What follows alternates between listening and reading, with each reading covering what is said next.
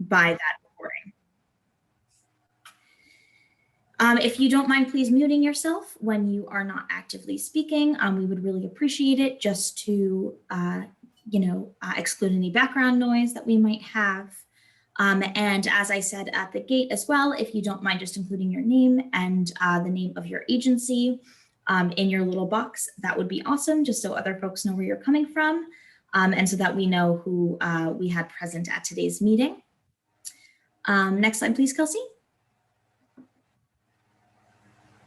Before we get started as well, we just want to remind folks to self-care today. So we want this to be a safe space, as any other training space. We want to ensure that this is one where everyone feels safe and comfortable, can step away if they're feeling overwhelmed, turn off their cameras. So do whatever you need to do in that respect. Again, this will be recorded, so you'll have access to it later. But this is, of course, a difficult topic to talk about. While we're not necessarily going to be talking about grooming and individual offenses as in depth as we were in last month's session, we still will be discussing the topic of child sexual abuse. So before we get started, we're going to do what we did during our last session, which is just ask everybody to just take 30 seconds right now to have a piece of paper out and just think about one self-care activity that you are going to engage in after today's program. Write it down on your piece of paper, just as a commitment to yourself as to what you're going to do after today's session.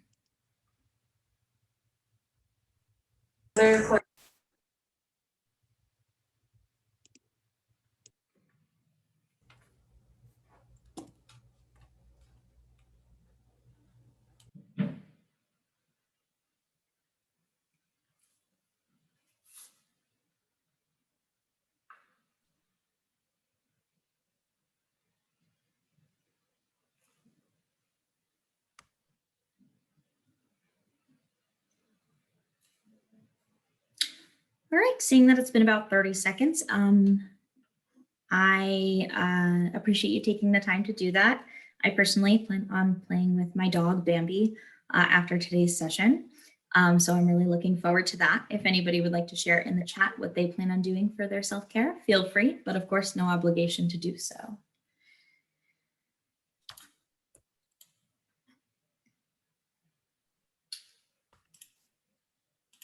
Mindfulness and breathing, lovely. Playing Animal Crossing, awesome. Cleaning, I did that yesterday. I had a really solid self-care cleaning day. I can definitely appreciate that. Well, thank you to those who shared. Shopping, also a great choice. Taking a walk with my dog, I'll be doing that as well. So thank you all for sharing. Thank you for being present with us. So I will hand it back over to my colleague Kelsey to introduce our first speaker for today's session. Great. So for the first hour of today's presentation, we have Sarah Egan, who works for the Office of the Child Advocate, here with us today to talk more about the Office of the Child Advocate as a resource in the community. I think this is a resource many of us may have heard about in the last year, depending on what part of the state you live in. There's been some news about some child sexual abuse cases that OCA investigated, but I think many of us really don't have a great understanding of what they do. So we're so happy to have Sarah here. Sarah, do you need me to let you share slides or anything like that? I didn't make slides because I've learned I've learned through trial and error that with Zoom, every time I put up a slide, I'm just staring at nobody, right? Which is what makes me uncomfortable. But I may want to borrow screen share. So if I have to show something from our most recent report and our website, just familiarize people with our stuff. So as long as I can pull stuff up, I'll be happy. Great. All right. You should be able to do that. All right. And take it away, Sarah. Thank you so much for being here. Well, thanks for inviting me. I really appreciate being here with all of you and seeing in the chat where folks are coming from, and appreciate the opportunity to introduce myself and the work of the Office of the Child Advocate. I'm continuing to scroll through all of your faces and boxes. Zoom has and Teams have brought like so many new opportunities for connecting with folks, but it's still a little challenging when you're meeting people for the first time in a virtual format. But I know we're all doing our best, and I really appreciated the invitation to be here with all of you. So a little bit about me, and then I'm going to talk about the work of the Office of the Child Advocate, what we're required to do by law, an example of how we work with individual families and how we investigate systems as a result, what happens as a result of those investigations, and some of the work that we're doing now that I think is most relevant to folks in this meeting and that we really could use your help with going forward. So I don't have to talk for too long, and I'm happy to answer any questions or engage in any dialogue with all of you in the remaining time that we have. So my name is Sarah Egan. I run the state's Office of the Child Advocate. I am a lawyer by background. I've been at the Office of the Child Advocate for, oh boy, I guess, geez, my math is off. This is my 8th year there. Oh, my time just flies. Prior to that, I was the director of the Child Abuse Prevention Project at the Center for Children's Advocacy, which is a nonprofit law firm that represents children throughout the state, based in Hartford, where I represented children of all ages in child sexual abuse. I'm just repeating what you're saying, in DCF proceedings and in special education proceedings, trained other professionals, and worked on legislative issues. So I've been here so now I've been at the Office of the Child Advocate. For those that don't know, the Office of the Child Advocate is an independent state agency that is charged by state law with responding to complaints and concerns from anybody that wants to bring them, families, professionals, state employees, and that involves a child that may have an unmet need or is being poorly served by a publicly funded system. And we are charged with conducting investigations of publicly funded child serving systems, publishing our reports and recommendations, and we have extensive responsibilities around child fatality review, looking at the ways that children die for preventable reasons, issuing reports, conducting investigations, and providing an annual report of all of our activities, including child fatality review activities, to the legislature and to the public. So I'm just going to do a very quick check-in, Kelsey, because in terms of view, I don't know if it's me, but I'm staring at sort of one person's screen pinned here who's not here. And I don't know if that's me, the way my view is set up, or if that's the way the meeting view.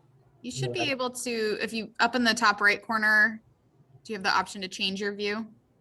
Normally I do. Let me see. Video. Where would that be? Oh, view. There we go. View. Okay. Gallery view. There we go. That's better. So it's just awkward, like staring into somebody's like. I know what you mean. And well, I'm trying. I can't even think straight. So our office, the Office of the Child Advocate, is a small office. We have 7. That's probably all relative to some of you that probably work in very small offices as well. But we're multidisciplinary. We have 7 full-time folks. As I said, I'm a lawyer by background. We have 1 other staff attorney, Virginia Brown. We have a facility investigator, Heather Pansiera, who used to work at DCF. We have our associate child advocate, Mickey Kramer, who's a nurse and maternal child health specialist by background. Faith Voswinkle, who some of you may know, who's a social worker and actually leads our child fatality review work. And we have a couple of other human service professionals who, and we work on issues through that multidisciplinary lens. So how does the work happen? So we have at the Office of the Child Advocate, we have very broad, as I said, very broad responsibilities around responding to complaints and reviewing the efficacy of publicly funded services for children. We have some specific requirements around child death review and facility investigation and annual reports. And then beyond that, we really can respond to any kind of concern and conduct any kind of investigation that we think fits within the activities and responsibilities of the office, namely to investigate how we can serve vulnerable children better. The office was created about 25 years ago after the death of a child under DCF supervision. So people often think of the OCA as a DCF watchdog, but really OCA has much broader responsibilities to look at how we're serving vulnerable children across our publicly funded state and local systems. So as I said before, anybody can make a call to the OCA, and calls to the OCA are confidential, which means we don't say who called or, to any other system or what the contents of that was, other than a concern was expressed about, right? And then what we'll do for any caller that contacts the office is we will give them advice, information, referral. We'll give them as much advocacy help as our resources permit, and as we think that they may benefit from. We sometimes refer folks to other agencies that we think may be in a better position to assist them. And then we use the information that comes in through our intake process to help inform our system's advocacy. Our office has subpoena power and to conduct our work, so we are able to access otherwise confidential information from any agency that does its work with public dollars. So that means we can look at child welfare information, court information, medical information, mental health records, education, etc. So long as those records are needed to do the work we're statutorily required to do. And that access is critical to our investigative work and being able to accomplish our activities. So over the years, we've we've helped families with a range of concerns. Families who have a concern about a child's safety and well-being, families who have a child with unmet special education or mental health needs, all of the above. Families who have a child caught in the justice system who needs additional help or they're concerned about their treatment. Children with special health care needs who can't access the types of services and supports that they need. Children who are stuck in institutional care or in emergency rooms, lacking the kind of care and support that they need. And again, as I said before, when we work with families, we're trying to help them get the best outcome, but we're always keeping an eye towards what are families' experiences telling us about how well our systems are working for our most vulnerable and high need children. And so we have done investigations. I'm actually going to pull up our website so folks can see that. Let me do screen share. And I've been using Teams so much lately. I'm going to make sure that I can get to. I remember how to use Zoom. Okay, do folks see this? Yep. See my screen? Okay. Yeah. So I'm just going to show you the Office of the Child Advocate website. Okay, so we have a standard state website, and you can read about all the things that I'm telling you here. Our legal authority, the work of the Child Fatality Review Panel, the types of investigations that we do.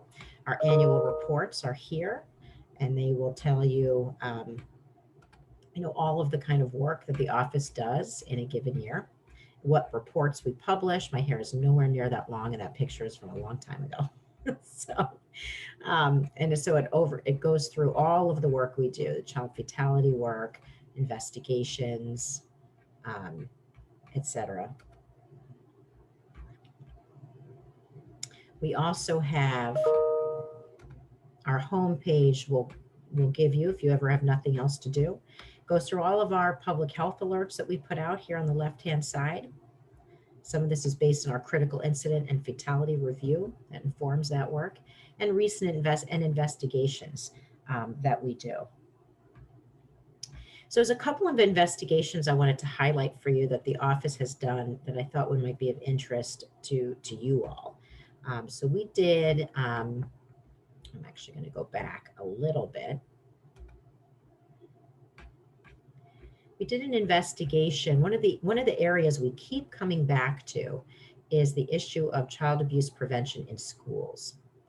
And so we did an investigative report in 2016 that regarding compliance of Hartford Public Schools with state laws regarding mandated reporting of child abuse and neglect. Some of you may remember from the news back then that there was a high-ranking Hartford Public School administrator who was arrested for felony risk of injury to a child after public concerns were reported regarding the district's possible knowledge of him engaging in inappropriate contact with a child. He was also arrested in the community. That's what brought this all for sexting and trying to entice a 13-year-old girl who was a student at Hartford Public Schools. That led to the mayor's office in Hartford asking that the Office of the Child Advocate look at the practices in the district relating to child abuse prevention, response, and mandated reporting. So we issued a lengthy report and finding many deficiencies in these processes in Hartford. We included in the report the stories that we came across of many children who had been mistreated in the Hartford Public Schools and tried to tell their stories in this report. At the conclusion of the report, so what happens when the Office of the Child Advocate does an investigation like this, right? So we issue a number of recommendations, corrective actions needed to ensure compliance with mandated reporting laws and recognize, prevent, and stop abuse and neglect of students by staff members. And we go through and make many recommendations. And these recommendations are based on both the interdisciplinary expertise of the office, but also a review of best practices from around the country, publications by relevant federal agencies, national organizations that specialize in abuse prevention and what they recommend. The CDC had a publication shortly before that about the prevention of sexual abuse in child serving organizations. So we look for sort of the authoritative best practices and recommendations from around the country. We also look at what the legal rights of children are, and we use those both federal and state, and we use that to inform what we're telling state and local systems they have to do. Now, the OCA is not a regulatory agency. We are an advocacy organization. We are not an enforcement agency. So we can publish a report like that, and it was like, thank you. We'll put that in the file, we'll put that on the shelf. So what happens with a report like that? So we made a number of recommendations to the mayor's office and to the school district. With any report, we will meet frequently with the leaders of the state and local agencies prior to finishing the report to tell them what's in it, why we're putting that in, what we're looking at, what we're finding, and we try to get them on board with the findings that we've made and the recommendations that are coming. In Hartford's case, we were very successful with that. And the Hartford mayor's office and the superintendent said, we want to put an action plan together responsive to this report. And will you sign on to it? So we worked with them on an action plan. We met with lawyers, the mayor, et cetera, and ultimately agreed that Hartford had put together a comprehensive response plan, including bringing in, as we recommended, outside experts to help help them implement the corrective action and monitor their progress. We met with the school board members because they needed to be on board because they needed to fund the corrective action. And then we, within our available appropriations, continued to participate in monitoring activities over the next couple of years to make sure that the work was underway. Doesn't solve every problem and fix everything, but it was definitely steps in the right direction, and Hartford took many steps to address deficiencies in their mandated reporting and their training around that. So that's one example.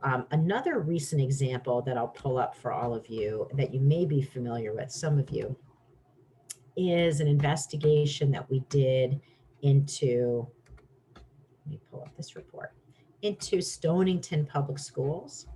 And here it is. We just published it a couple of months ago.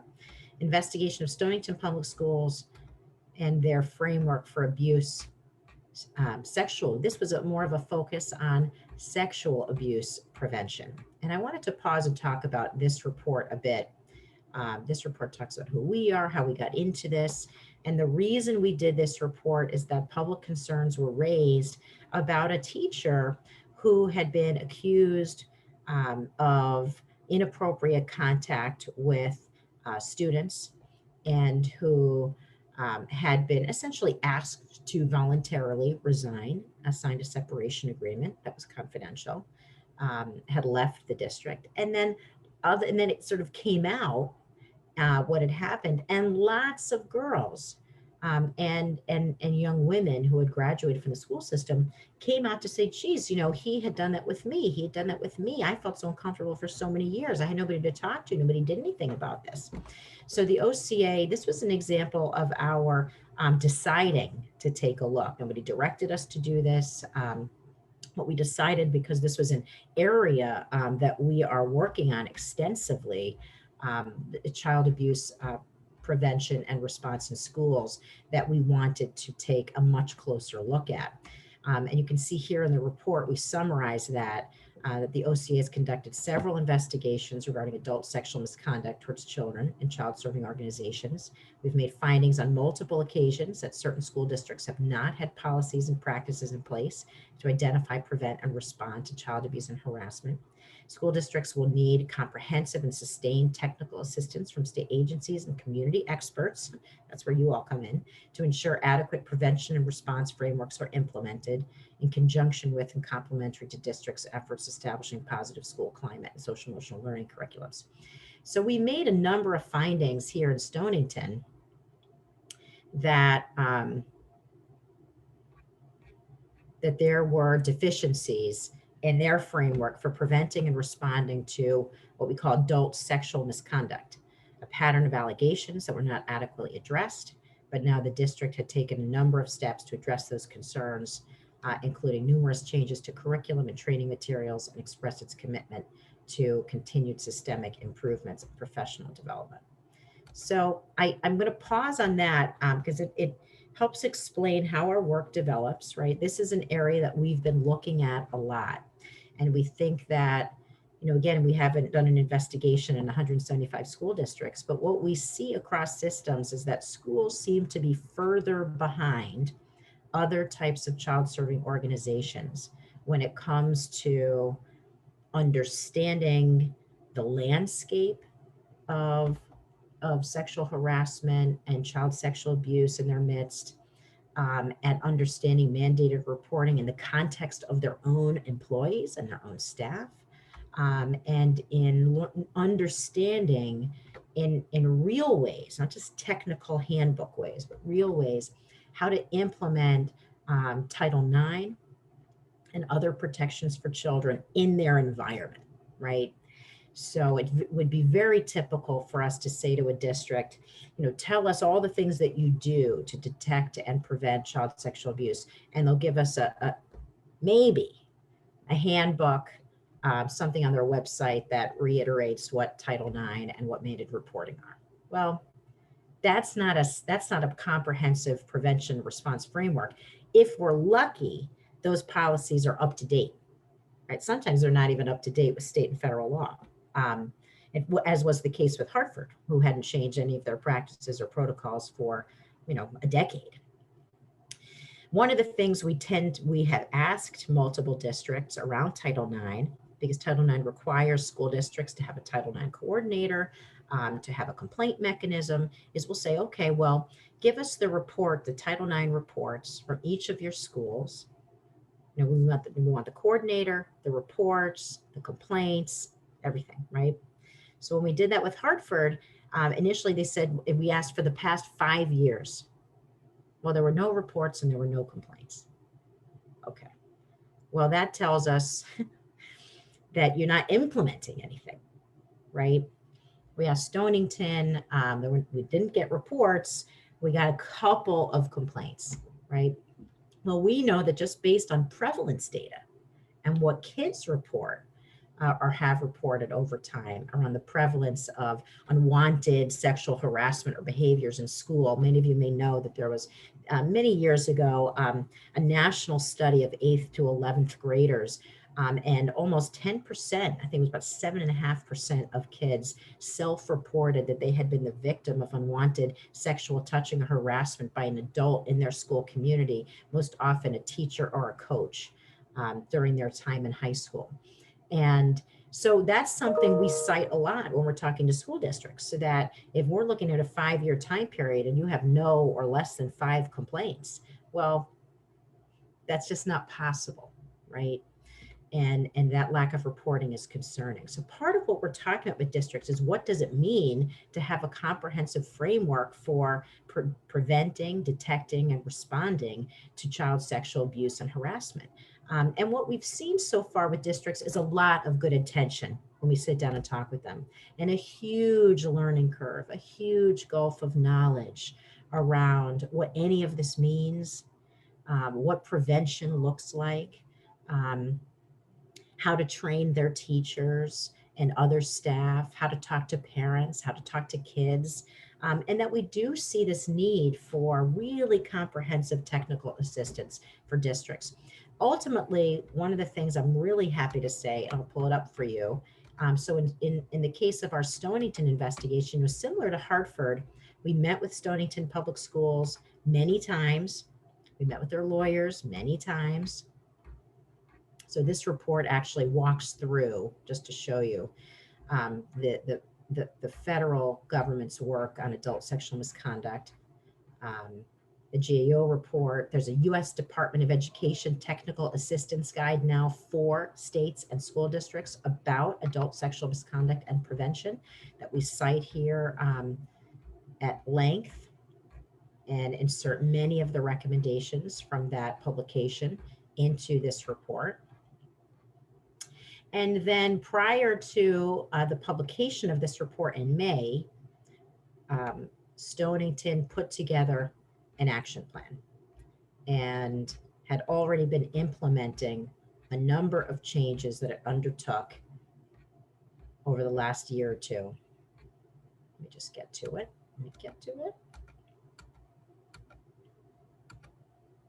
Okay.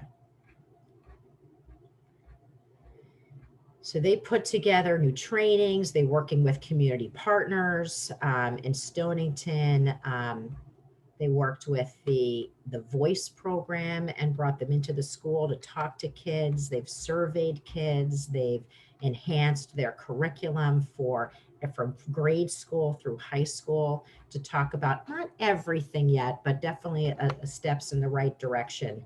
And they are receptive to ongoing technical assistance from DCF and the State Department of Education. And so this summarizes a lot of the steps that they've been taking, and the teaching they've been trying to do with kids about sexual harassment, and the training that they've been doing for administrators. I will tell you that when we were first interviewing their staff, the staff had never been to a Title IX training. Administrators had never been to Title IX training. So that sort of tells you where they were starting from. So there was very little of that kind of training. Information about sexual harassment wasn't even in the student handbook. Not that I think that really means a ton when it is in the handbook, but it wasn't even there, which I think it tells you a fair amount. When we talked with administrators, we interviewed administrators individually in the district and talked to them about grooming. What did grooming behavior mean, which is something that the teacher was really accused of by a lot of kids. They didn't know. I said, well, what does grooming mean to you? I don't know, was their answer. And I don't blame, a director of guidance who says, I don't know what grooming is. Well, she hasn't been trained and taught what that is and why that's important for her, right? But none of them could define what that meant. And in fact, when they did go to Title IX training for the first time, many of them in 2019, 2020, they said that actually that wasn't a topic that was really covered. It was a 2-day Title IX training. It was actually facilitated by the State Department of Education. So lots of folks went. But they said even that, what she said was really helpful and really eye-opening.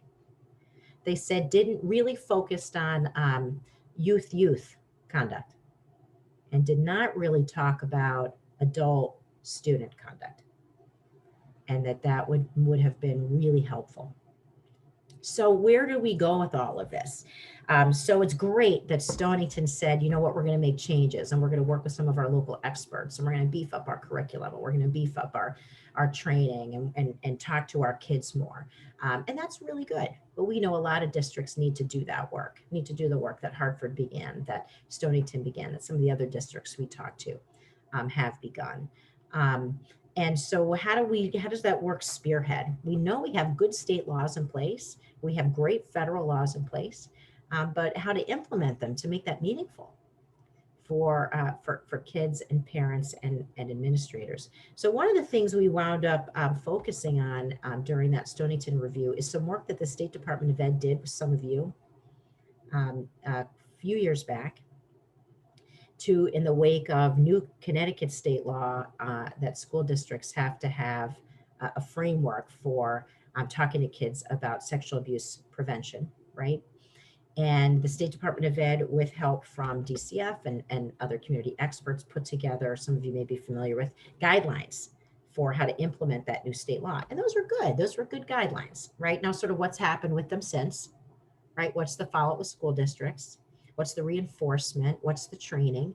And again, I will say to you that when we're talking about abuse prevention, when we're talking about mandated reporting in schools, in my opinion, the framework is always identifying things that happen outside of school, right? So mandated reporting, the mindset is really about how do I recognize if a child is being abused at home and making sure I report it, right? Which is important to understand and to know what are the red flags for abuse and neglect and when do I have to report that to DCF. I would suggest that with the sexual abuse guidelines, that was also the frame, the mindset. And that what it did not incorporate enough was, how do I recognize red flags for abuse in my own organization? How do I talk about that with people? How do I do that in a way that doesn't make people afraid to connect with each other? So one of the things we recommended in our Stonington review is that the State Department of Education, with its partners, thank you so much, because I was going to have to screen share again to try to find them, that they work with their sister state agencies and experts, like some of the folks in this room, to take that to maybe put a working group back together, take those guidelines, integrate them with the work required by other state and federal laws like Title IX, to specifically talk about a framework for abuse and harassment prevention within the school setting itself. That's the next leap. And because so it's not so overwhelming for school districts that are like, oh my God, we have so much to think about, so much to train on, and positive school climate and social emotional learning and children's mental health. And now you want us to detect child abuse, right? We don't know how to do that. They need that help about how that work really should and can be integrated into the framework around social emotional learning and positive school climate and mandated reporting. right? So that it's all goes hand in hand. I don't think we can keep having conversations about social emotional learning, which is ultimately very relational, without also talking about exploitation and boundaries and how to have safe and healthy and appropriate relationships in the school setting. So that's where we want to go with the State Department of Education, which I think needs to be the lead on it. We've talked with some key legislators around these issues as well.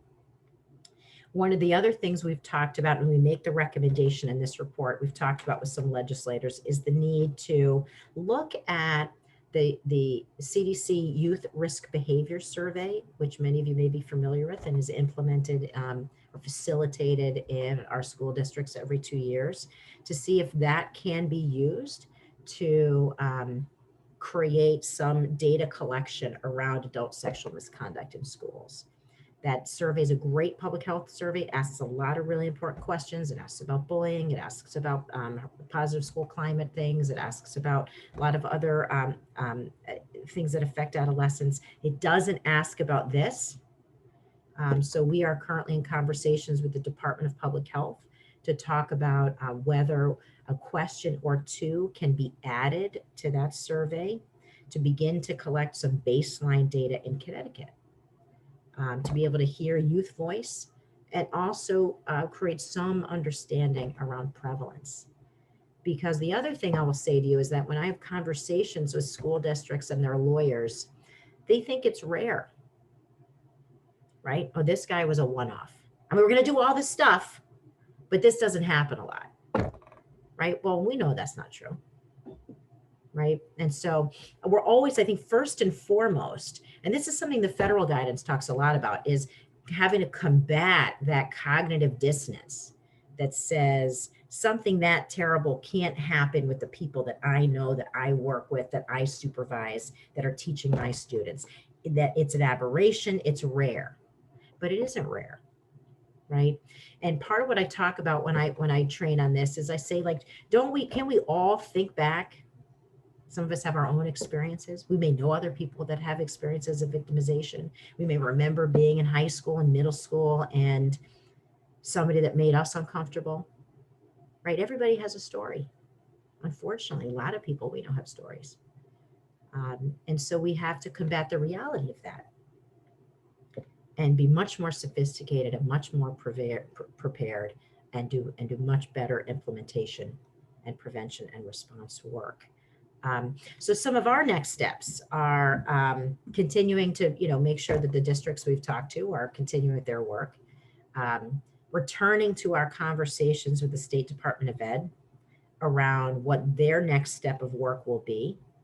And I think what we're probably going to be turning to some of you on is to shape where the state goes with its technical assistance and its work with school districts, making sure that some of you are participating in that work with the State Department of Ed. I think there's a role, more of a role here for DCF too, to help provide guidance and training in conjunction around some of these topics, and make sure we have the right group around the table to update the state's guidelines and make sure they are integrated, as I said, with the other directives for school districts around Title IX and abuse prevention in a way that's meaningful, supported.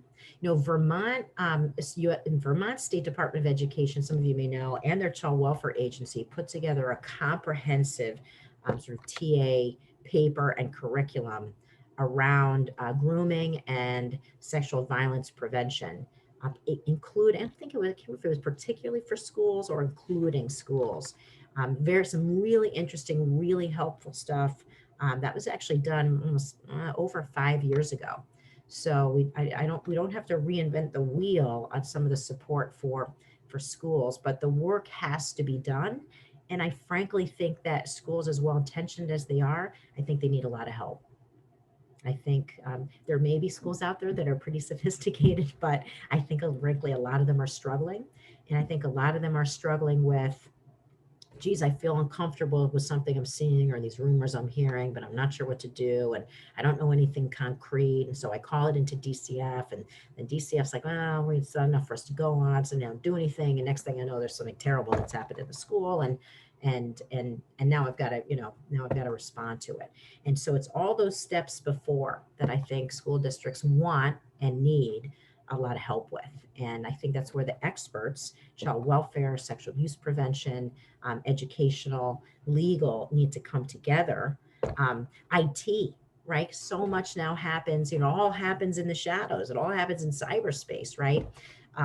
If folks are interested, that USDE technical assistance guide, does spend a fair amount of time talking about that and talking about the need for school districts to have very specific policies around internet usage, around electronic communication between school district employees and students. My guess would be that other than sort of blanket, don't do anything inappropriate, that there's not a lot out there that districts have in terms of codes of conduct around lots of boundary issues with kids. And the reality is we want educators to have relationships with students, right, that are healthy and that are appropriate. We want elementary school teachers to say, like, geez, if I got a crying second grader, it's okay to, like, give them a hug and see if they're okay. We don't want where people don't know how to have a healthy relationship with their students, but that's where the help and the work comes in.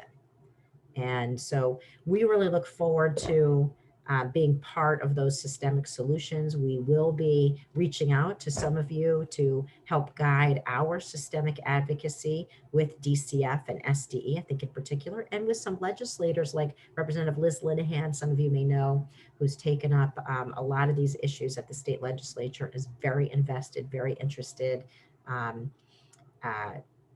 In addition, as we work with DPH on seeing if we can add questions to the youth risk behavior survey.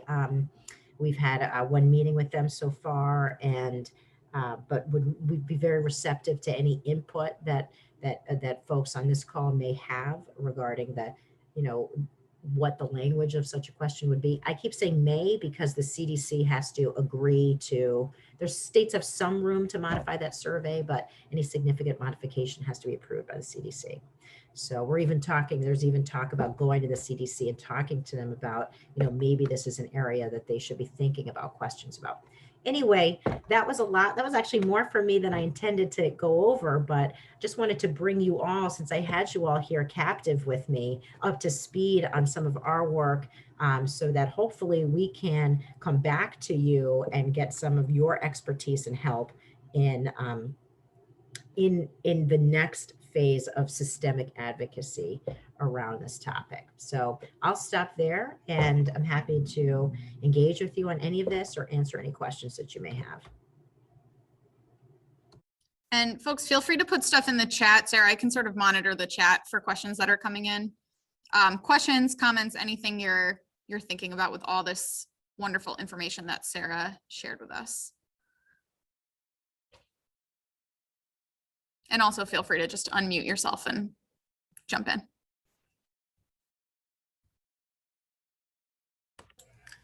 I have Sarah, this is Lucy Nolan. I'm the Director of Policy and Public Relations here at the Alliance. And I just had a question about sort of following up with the school districts in Hartford and Stonington specifically, because those were, how you did mention that you will follow up, but how have things shown once you've told them what to do, once they've decided what to do, and does it actually get put into action? So with Hartford, it's a great question, right? And for us, we can't stay, we have constant investigations going. I've got like 4 we're juggling right now on like 4 different topics, right? And so so we can't micromanage the implementation of the action plans, right? We stick around enough for, it depends on what the issues are. So with Hartford, we stuck around for a couple of years. What we really wind up advocating for, Lucy, we'll do a couple of things, is making sure that they have brought in experts, that they have a data system and a QA, that they develop QA, right? So that they can police themselves a bit, and that maybe they bring together a steering committee where appropriate. So Hartford did all of that, right? Now I think they needed to, right? They had the more we looked at, the worse it got around certain things, right? And so they brought in a steering committee. They brought in two different outside consultants to work on different issues that we thought created a risk for child abuse in their district.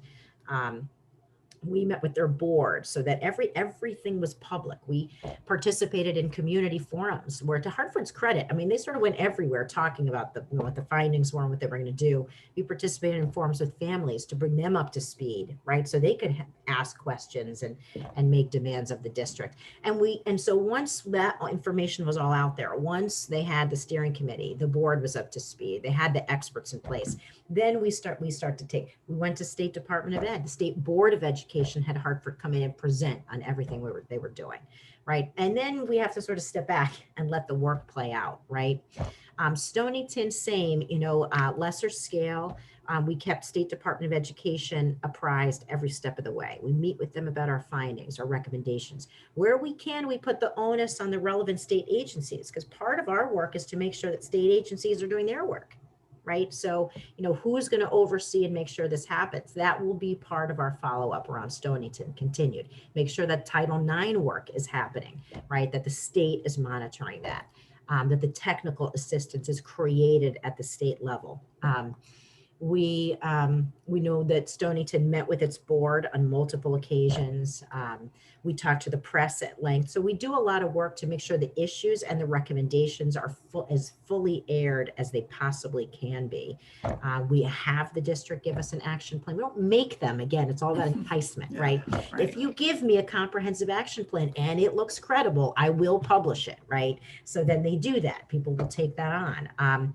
And then we sort of back off a little bit because we have to, right? We can't stay in the region forever, but we try to think about what are the other structures that are in place that can police a little bit more, right?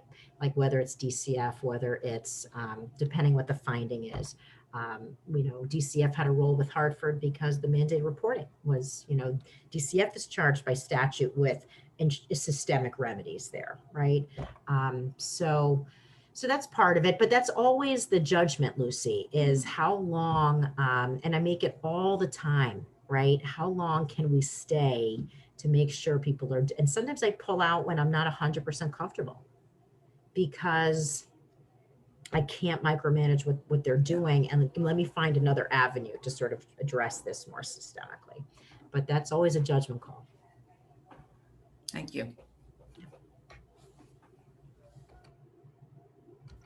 Sarah, could you tell folks how somebody would actually make a complaint to your office, and sort of what information do they need to provide, or what gives somebody the grounds to file a complaint? Sure. So anybody can call the office. We have an 800 number that I should know at the top of my head that I don't. But the state number is 860-566-2106. You can also email us. That link is right on our website, and we are working on an online form too for folks who feel more comfortable just sort of writing it up and sending it in a standard way. And we talk to anybody that calls. I mean, and there's no we have an intake coordinator. Her name is Julie McKenna. And she handles some things herself. If they're pretty complicated, she'll bring them back. The office meets an intake review once to twice a week, led by the Associate Child Advocate, Vicki Kramer, to discuss calls that have come in and how we might want to respond. We try to get back to people at a minimum with information and some support. And thank you for that, Kelsey. Some support, advice, where else they can go. We'll say, hey, try this, call us back if you keep getting stuck. If it's, one call that we may get on a fair amount a year is, I called this into DCF and they didn't take it, or I called it into DCF and I don't like what they did with it, or I called it into DCF and I don't know what they did with it. So it is not our job. Our job does overlap with DCF, but we're not the primary agency for investigating child abuse, right? So like in Stonington, we're really investigating how did systems prevent and what's the house looking like? but not but we're not doing the investigation of the underlying abuse or neglect. But what we will do when people make those kind of calls is we will look at how did the publicly funded systems that have important responsibilities here respond, and did they respond the right way? So we'll look at, we can look at DCF records from our desktop and look at how they did an investigation, or if they didn't accept a call, why not? We can't always share detailed information with the caller because of confidentiality, right? So the caller can make a complaint. It doesn't mean necessarily that they're in a position to receive confidential information back, but we'll review with them what activities we've undertaken, what advice we have for them if they're like a concerned, let's say concerned grandma, concerned teacher. We'll say, here's what we're doing. If you have, we'll tell them what to do if they have ongoing safety concerns and what we can do.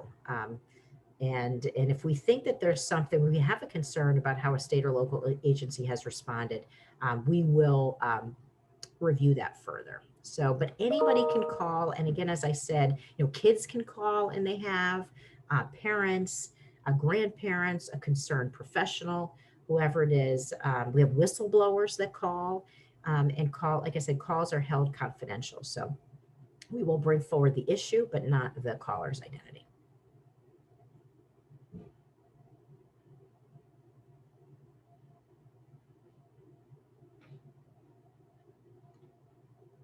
So I guess I had one question for all of you, which is, we at OCA have, as I said, have identified this issue around districts really needing to beef up their game, their work around these issues as something that we think is a big need.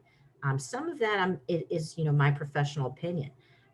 Do others agree, disagree? Or do you feel like we're doing your work in or near a town or a district that's doing really great work on this that maybe we should know about as an example? I'd be interested in your thoughts. I know we only have a couple minutes left.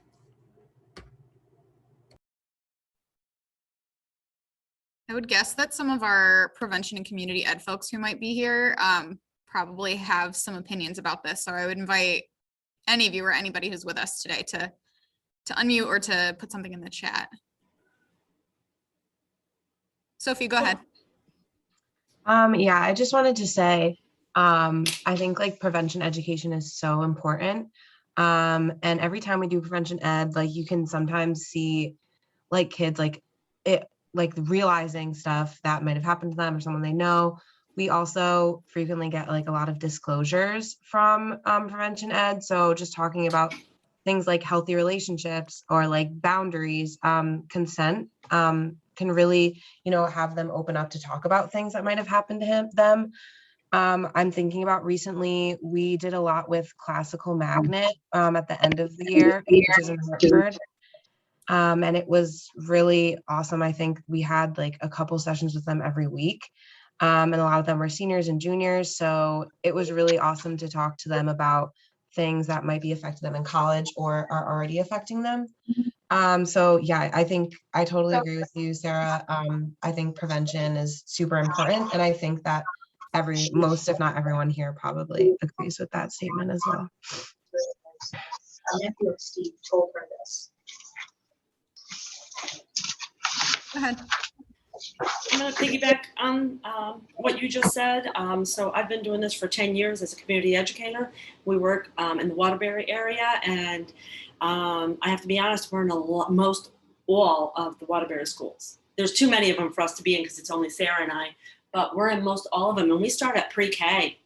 We start teaching, body autonomy, healthy boundaries, self-esteem, healthy relationships, sexual assault, everything, all the way up to the college, and really just giving them a way of knowing what's okay and what's not okay, and what feels good to them, and we try to really be culturally appropriate, to be because in some families, kids don't have a voice, and some they do, but really giving them resources, especially when we're in the class, to tell them who they can tell. And our biggest message is you keep telling them until someone listens to you, and I know that's hard, but really teaching the kids how to really recognize what's okay and what's not okay, and who they can reach out to. That's great. I was struck by one of the things, you know, that one of the former students in Stonington said. She said, I didn't know how to describe sort of what was happening in high school and how I felt when this teacher behaved the way he did. And when I went to college, and they did, I guess their college did a lot of work around prevention, et cetera. And she said, then I understood. I had the language for it. And now and I thought that was really, you know, many kids do not have the vocabulary unless how to describe that discomfort. It's not just you, it's not just in your head, you know. So I was really struck by that.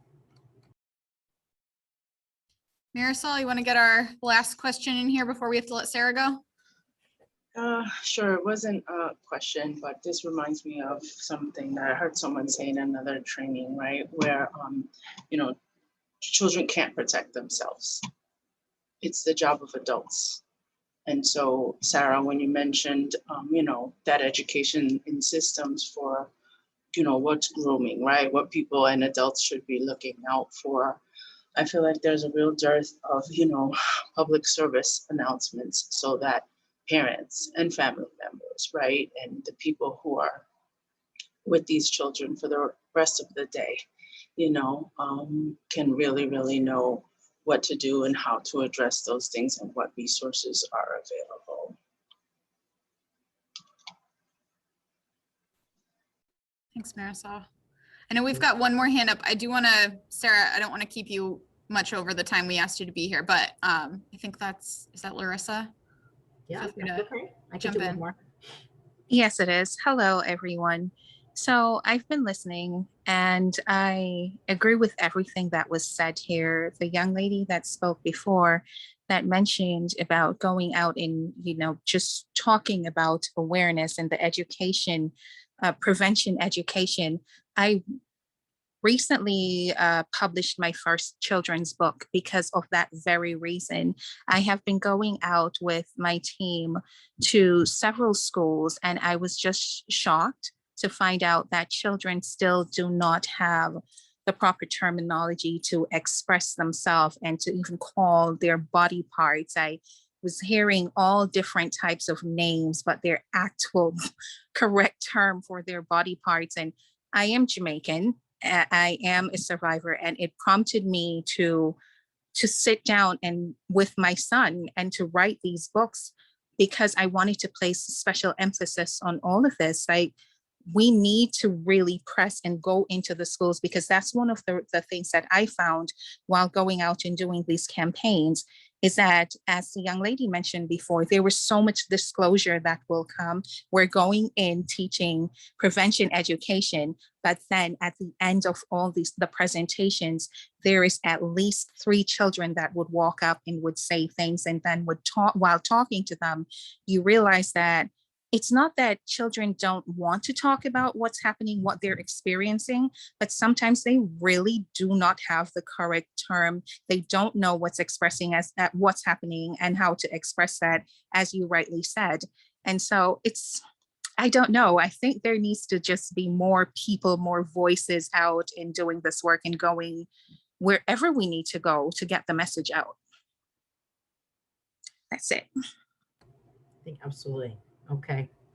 Well, I know it's at the end of my hour here and you have another presenter coming in, Kelsey, but I really appreciated meeting all of you.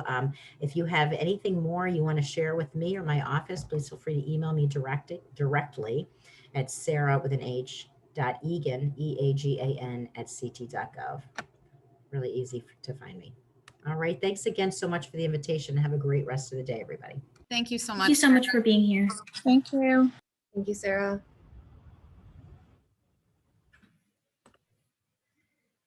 All right, everybody. So I'll invite folks to just, take a deep breath, stand up, stretch, do whatever you need to. I am going to bring our next guest speaker in just a second.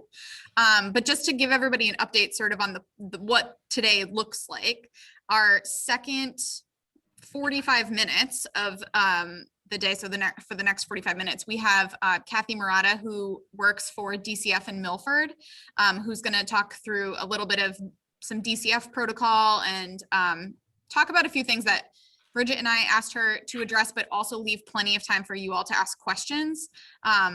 Some of which, maybe some of the things that Sarah mentioned in her presentation got you thinking about interactions we've had with DCF, questions we have for them, things like that. We will give you a break at 2:45. And then from 3 to 4, or sort of, it may not take us a whole hour. If we end a little early, we end a little early. Bridget and I are going to cover some of the material we didn't get to in June. And we're going to talk about, we are including a piece about how we can be talking to adults that we're concerned about the way that they're behaving with children, which I know came up in our last session and was part of the homework we gave you. So that's the plan for the next 2 hours. So if we can hold out till 2:45 for a break, I'm going to bring our next speaker in. And thank you all so much for your questions and comments for Sarah Egan. She's a great resource. Their office is a great resource. All right. Kathy, can you hear me? Sorry, I'm looking for on my screen. I can hear you. Oh, you can see me now. Oh, hello. Hi, Kathy. All right. How are So you? it's great to have you here today. Thank you so much for being able to make this sort of, I know it was a little hectic the last few days putting this all together. We're so happy to have you here. It's So okay. Kathy Murata, everybody, is an intake social work supervisor for DCF in Milford. And I'm going to just let her kick things off. And if you've got questions, Kathy, is it okay if people have questions? Do you want them to hold them till the end, or do you want folks to jump in along the way? What do you think? No, I think it's easier to just jump in during the way. I mean, there's only 3 things you really want covered, but whatever I can help with is perfectly fine. Great. All right. So folks, feel free to, as we were doing before, put things in the chat. I'll keep an eye on that, or just unmute yourself. You can raise your hand if you want, like we've been doing, and get some questions in there. So take it away. Hi, Peggy.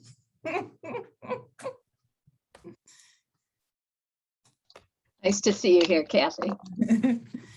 All right. So again, my name is Kathy Murata. I am actually an intake supervisor in the Milford DCF office. I've been with DCF about 28 years. I'm actually going into my 29th year. Primarily, I am my function for the majority of my career has been intake and investigations. So I am familiar with the process.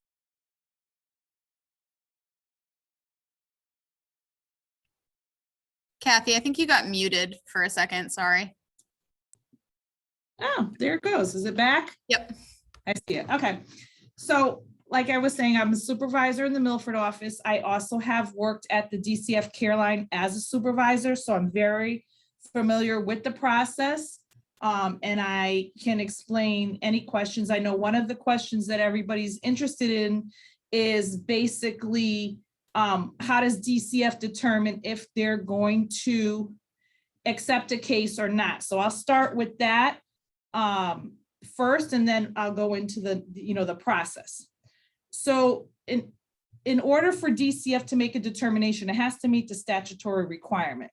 And DCF will take a case if it's the parent or guardian or a person entrusted.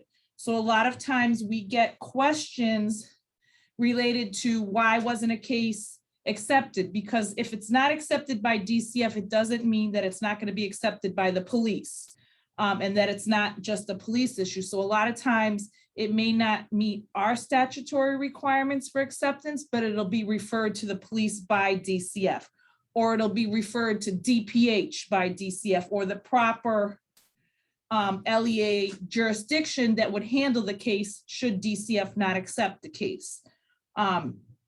Another reason sometimes cases aren't accepted is because they're actually already open cases. And sometimes a report is made related to an incident that DCF is already aware of. And so to not have a duplicate report made or a duplicate situation created for something that we're already aware of, the report will be not accepted. And so just because a case isn't not accepted doesn't mean that DCF isn't working on it or isn't aware of it. It just may not be accepted for new investigation. So that explains that. Does anybody have any questions on, when DCF accepts a case or not?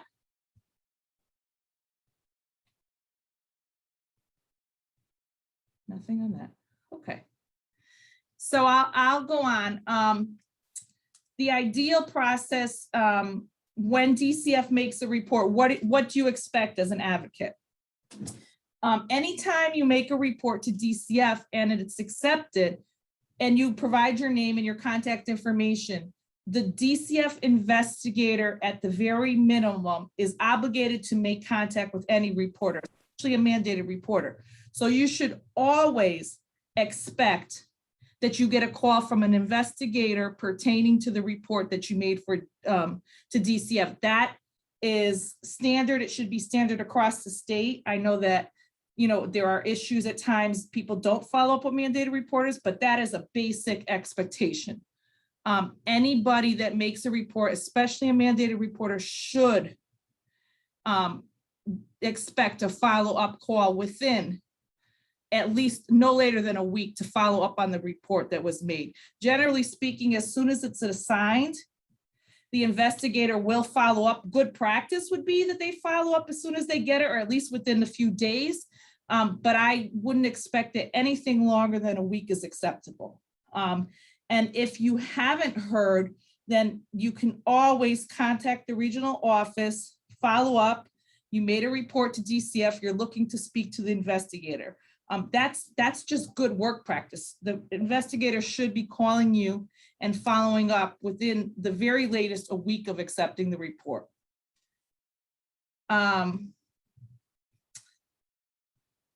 Generally speaking, I'm not sure if everybody's aware, DCF is involved in an investigation 45 days, sometimes shorter, sometimes longer.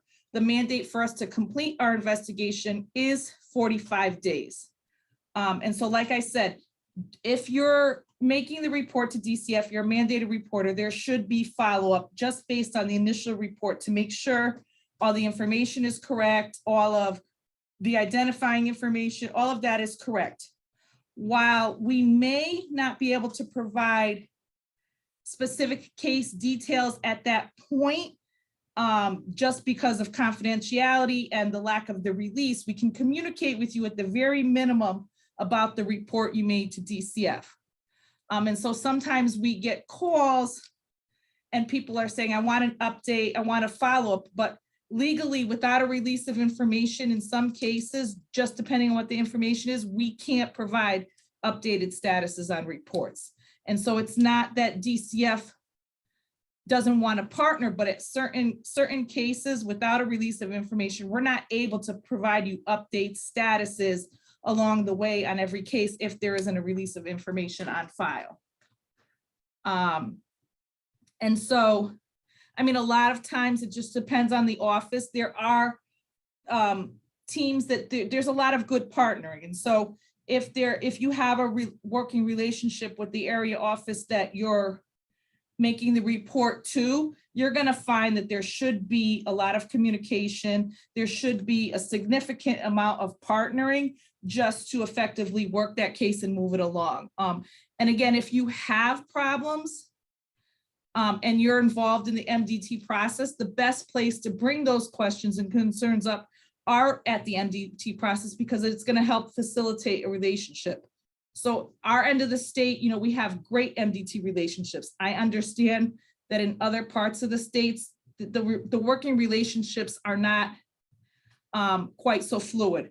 And so there are issues. And so I always encourage people that if there is an issue regarding that relationship, just bring it up at the MDT and they can help facilitate the process more smoothly.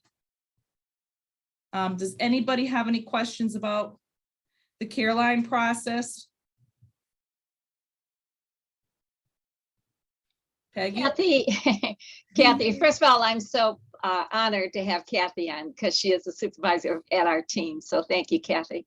But can you go through, or maybe you will at a later time, the acceptance time? Like sometimes it's 12-hour response or 24 or 48? Sure. So anytime a case is reported to DCF, we have 3 designated response times.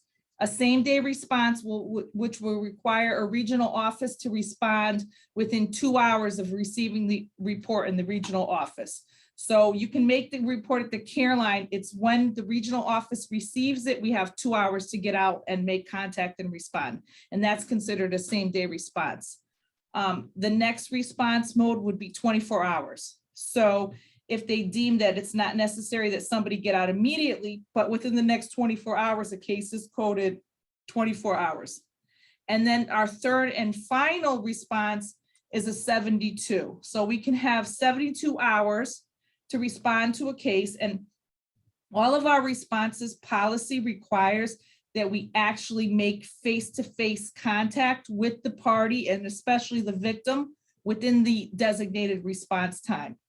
If the case is 72 hours, we're required to ensure we see that victim within 72 hours, or we have to keep making efforts to see that child. Again, the 72-hour response includes FARs, which are family assessments and investigations. Same day and 24 are all considered the investigation track. And the difference between our investigations is investigations could lead to a substantiation. The family assessment response does not lead to a substantiation. And so it's a track that all of our 72s that are FARs are all responses that are just an assessment, and there is no substantiation in place once we complete the assessment.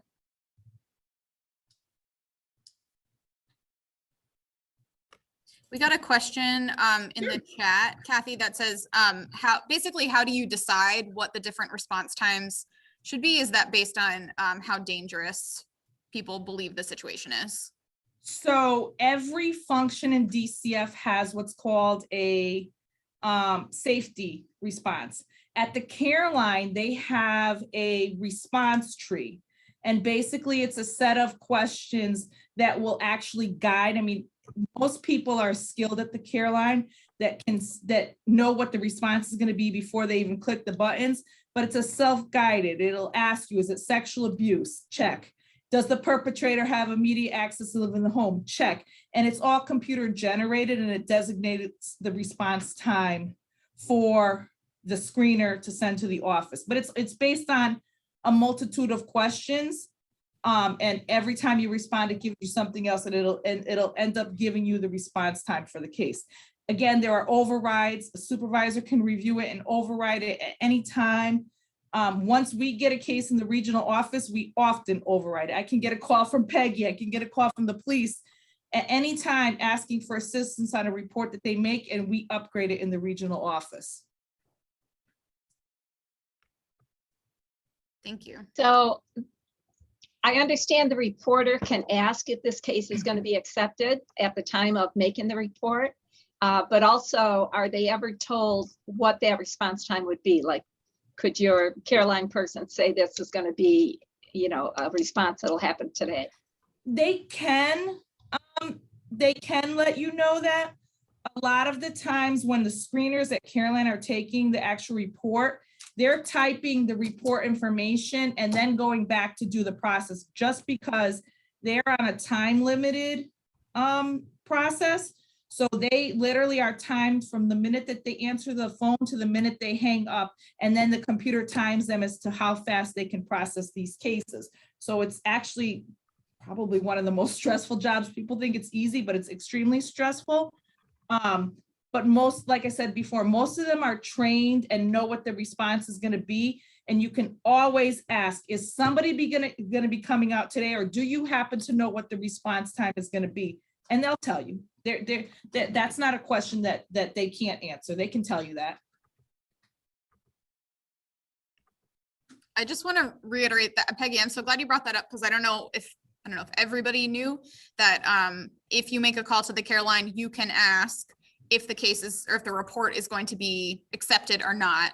And then they may be able to tell you what the response time is going to be. So for advocates that are, because our advocates and our prevention and community educators are certainly making calls to Caroline sometimes. So that's just more information that you can be getting.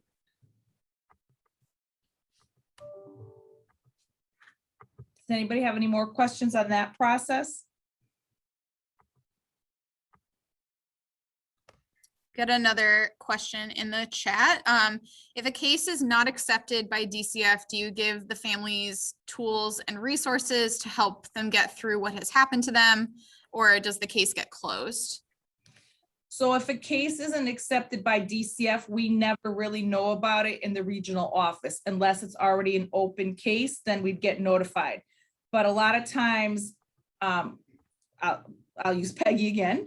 I'll get a call from Peggy just to see if a case was accepted or not, and I'll look it up and it wasn't accepted. So had I not had contact with Peggy about a report that their agency made, I wouldn't have known in the regional office that a report was made, because we don't have that.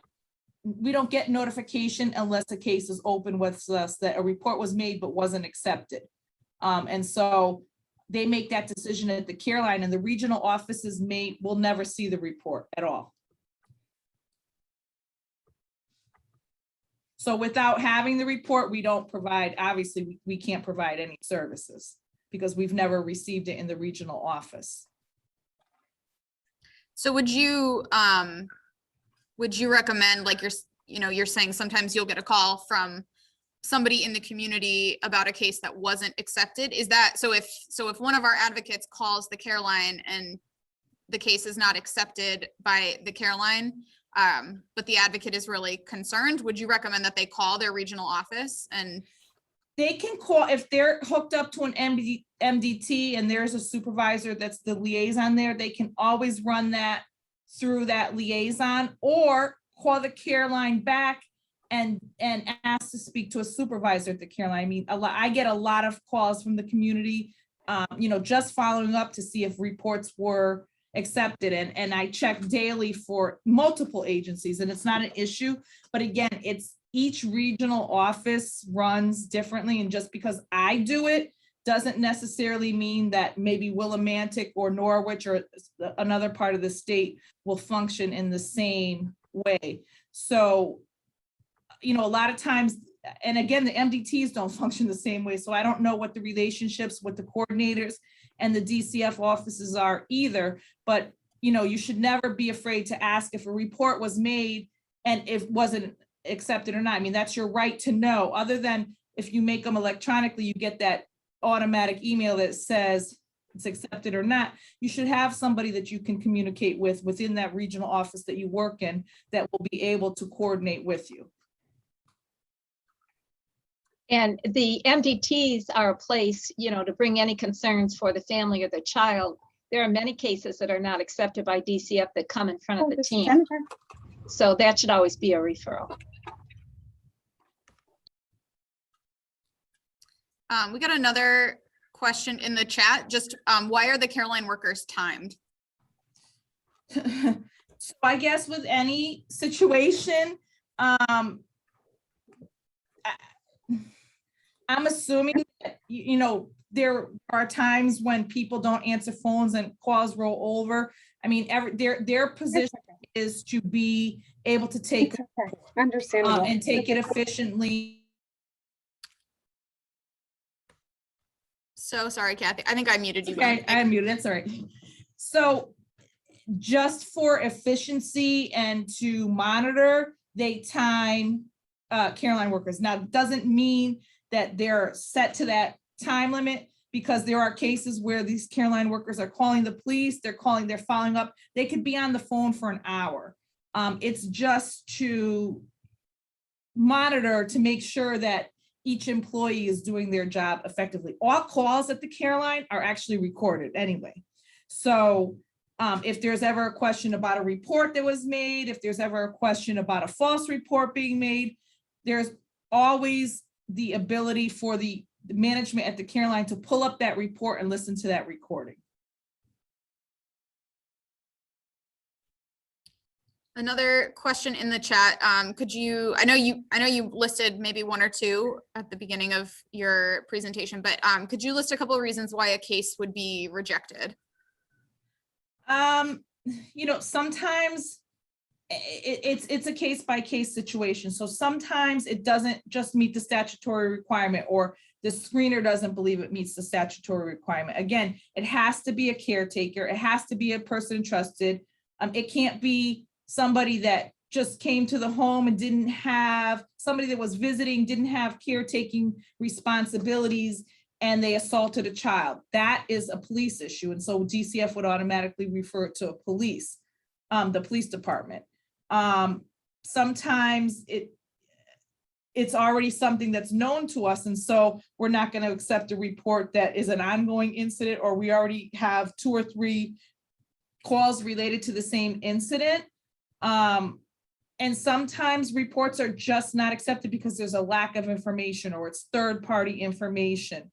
And so to have as much information and specific information is useful. It's not always necessary, but you can only provide the information that you're aware of. You can't give the care line more than what you have. And so whatever whatever information you have, you can report. I mean, I've always told people over the years during mandated reporter training, it's always nice to have who, what, when, where, and how, but you may not always have that. I mean, you can only provide the information you have, and we're not asking anybody to go out and get it, but if you have it, you provide it. And if the care line makes a decision that it's not sufficient to accept the report, but you've done your mandate, then you're covered. You've made the report based on what you have, and whether or not the care line accepts it, it's up to them, and they have to then respond to why they didn't take a report. And I call them a lot just based on calls from the community and say,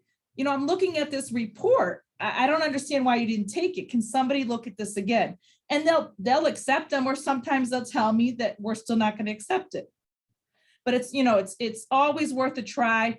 If you feel that a report should be accepted, or you're that strong that you discuss it either with the liaison through DCF, the MDT, or even a supervisor at the care line.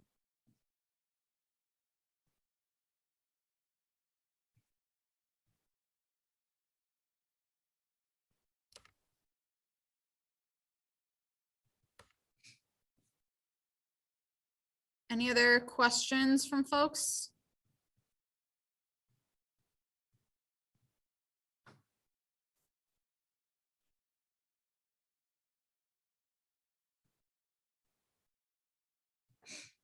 So I know the last question you wanted me to cover is if an advocate has a question or concern about the outcome, is there a process to file a complaint or ask that something be looked at again? Again, the MDTs, if you're hooked up, are always good forums to bring those questions to. If there's a specific question related to why the case wasn't accepted and you really believe, you can always ask that a care line supervisor review something. They're always available. There's always at least 3, except for third shift. There's about 2 and sometimes only 1 supervisor at night, but there's always multiple supervisors on and covering the care line. It's a 24/7 operation, and everybody has access to look at the report you made. I can pull it, but I don't have the ability in the regional office to accept it. The only one that can accept it is somebody at the care line, and the supervisor would have to review it at the care line to have it reevaluated and accepted. I think also I've heard folks sometimes have concerns, not so much with whether a case was accepted and was investigated, but then the outcome after the investigation, or sort of what the plan was in terms of, I don't know, whether a child is still going to be able to see a certain person or is within custody of a certain person or whatever, that people might have concerns about the outcome at that point. Where should people take their concerns? So, I mean, a lot of these cases are addressed at the MDT. And so those are where the big group discussions are happening. I mean, at the end of the report, but again, the case could be closed and you wouldn't have known it unless it's been discussed in a forum. You'd get the report saying they're either going to continue to have DCF services or we've closed the case, but that you could get that letter weeks after a case is closed. And so that's not really good communication. I think that active communication throughout the investigation and follow up, especially if there's a release on file, is always the best method, because without that release, DCF can't tell you what's going to happen because you've made your obligation to make the report, but the information we can share is only limited without that release. And if we have that release on file, then you should be having that conversation with the investigators as to, you know, what the plan is and be active in the investigation. I do understand each regional office runs differently. Each investigator runs differently. We have good, we have bad in every arena, in every office. But there's always a supervisor above a worker if you have a complaint or a concern. We got another question in the chat. How do we explain to parents that DCF is not a monster that removes kids and that we have to make a report? That, you know, that's always the question of the day. You know, the best I can say is that, you know, as a mandated reporter, I tell daycares all the time, and your information packets, you are obviously mandated to report a concern of abuse or neglect by the statutes. It's not to say that DCF will actually accept the report, but you have to make the report and let them decide whether they're going to accept it. You know, there has been a lot of work in the community in the last 10 years. I mean, when I first started, DCF definitely had a different perspective and a different outlook. The agency has come a long way with the Family First initiatives, and we're really trying to change the way that families in the community respond to DCF. With the rollout of our family assessments, I think that the community has seen in the last 5 years that there definitely is a change. The removal rate has gone down. I mean, we put more services to keep children in the home than remove a child from the home. And it's only when it's absolutely necessary that a child is removed. And you know, we can talk a lot, and there's going to be parents that still have anxiety, but the investigators do a good job of engaging them the first visit, so that they can be reassured that we're not coming in to remove a child, because we're working really hard on the image. Kathy, it's Cindy from Milford. Hi, Cindy. Hi, how are you? I'm good. Just to add to that, now again, obviously, you know, as a sexual assault advocate, we are not involved in every case that comes into the care line for child neglect and physical abuse. But if it is a case that involves a sexual assault advocate, I've had many a conversation with that non-offending parent or non-offending caregiver who raises those concerns. They're going to take my child, they're going to take my children. And what I try to do is present in a way that says, you know, DCF's first and foremost, their job is to make sure that the child is safe where they are, and safe not just physically, but safe emotionally, in a way that says the non-offending caregiver is doing everything they need to do to keep the child safe, to make sure that the person that's being accused of abuse or neglect does not have access to the child.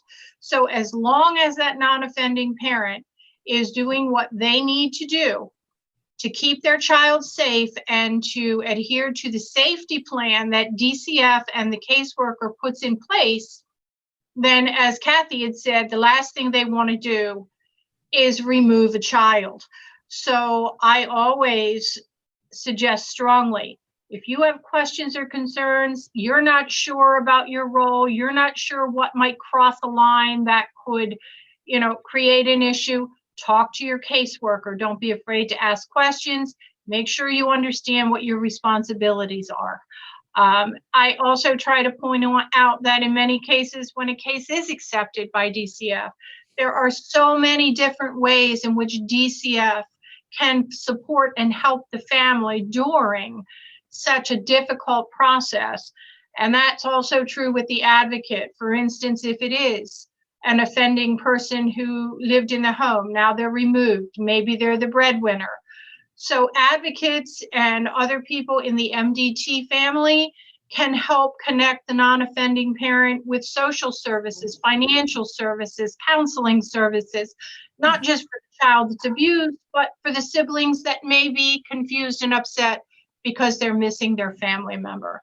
So there's a lot of tentacles to the possibility of what the MDT team can do for a family.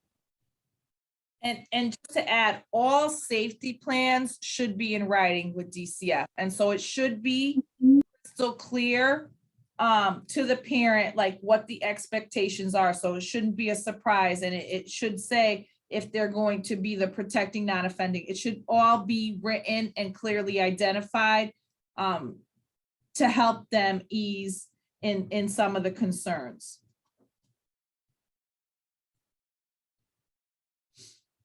Kelsey, if you don't mind, Kathy, what can we expect from the 737? How soon will that be sent, and what's the anticipation for the advocate?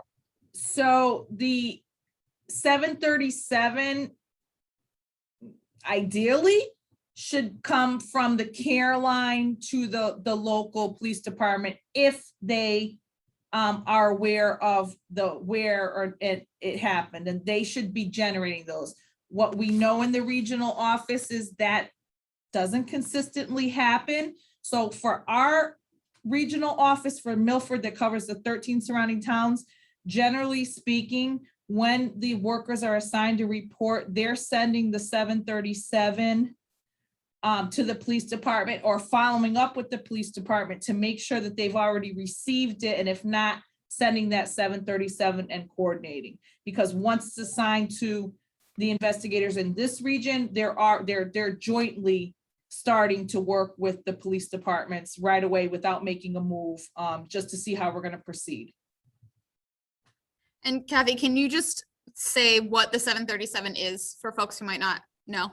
Sure. So the 737 is actually a DCF generated form, and it is a notification to the police departments of sexual abuse or severe physical abuse.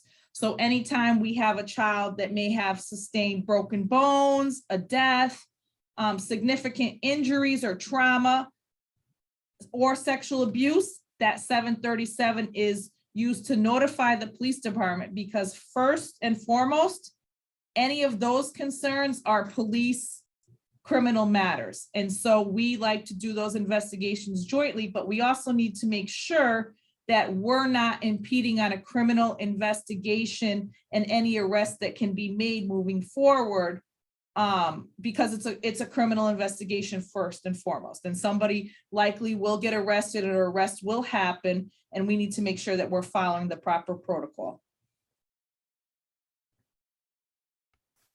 Thank you. Other questions that folks have? We've got 8 minutes left with Kathy. And any question you've ever had about DCF or about their processes, this is a really good time to ask it.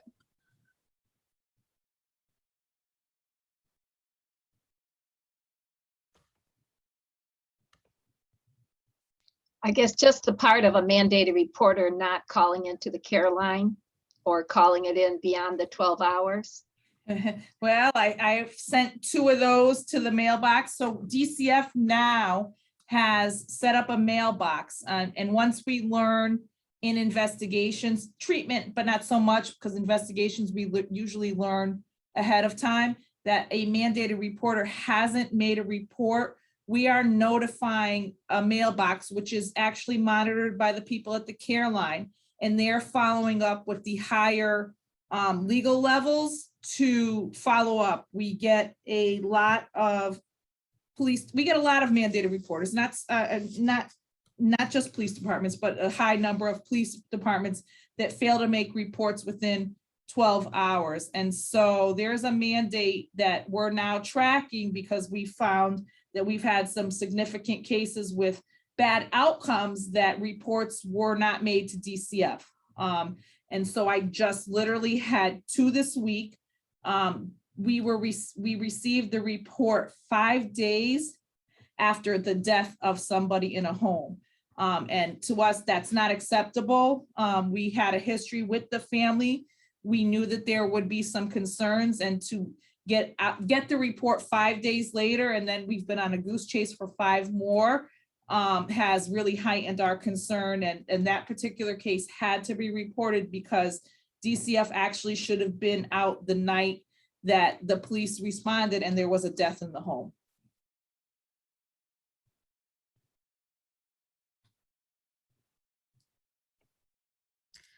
Kathy, another question we got was, does it still make sense to call the DCF care line to make a report if we know that the family already has or had a case open in the past? Absolutely. A lot of times, if people aren't able to get in touch with workers, if the case is open, they can always get worker messages. Even if you're aware that the case was open, you might be making a report for a different reason, or it might be more information that DCF can be assessing that we were not aware of. And so I always tell reporters, each reporter may have a small piece of this puzzle, but the small pieces that may or may not be accepted make a whole picture for us to create a better assessment. And so sometimes people get frustrated because we don't accept reports, but we have access to that information, especially if a case is open, especially if we're getting a new report. I always have my workers search for cases that were not accepted pertaining to the families. And so each worker can look up and see that we had 5 reports prior to the one being accepted that were not accepted. And we're going to go back and make an assessment even with those not accepted reports because it's still part of our puzzle. Another question we got. So we have a lot of our prevention and community educator folks are working in school systems. So if a disclosure is made to somebody within a classroom or a school, this person is saying normally that both they and the social worker will each make a call to the care line. And is that the right way to do that? Is there a different way they should be proceeding? Absolutely. If the report was made to the advocate, they absolutely, school systems have strange formats, and we've been doing a lot to educate them, where they would push everything to a school social worker, and DCF is like, no. The school social worker didn't get the disclosure, the teacher did, or the advocate in the classroom. We need to have that report from the person that actually got the disclosure. A lot of times, like I said, they like to have the school social workers make the reports as protocol, but they're not the person that the information was given to. And so that's the district policy. We always say, if you were present and the disclosure was made to you, or you were present when the disclosure is made, then absolutely make the report. It's not necessarily that both reports will be accepted. The first one received, or we could have 2 people making a report at the same time, and the first one that generates in the computer will actually be taken, and maybe the second one won't, but the investigators will get all of the information.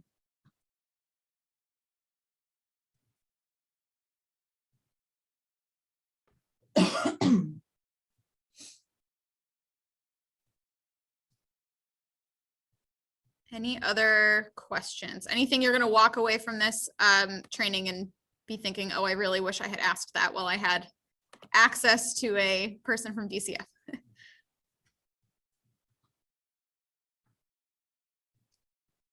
I guess, Kathy, one question I'd have for you, I know you're not answering the care line, but is there anything,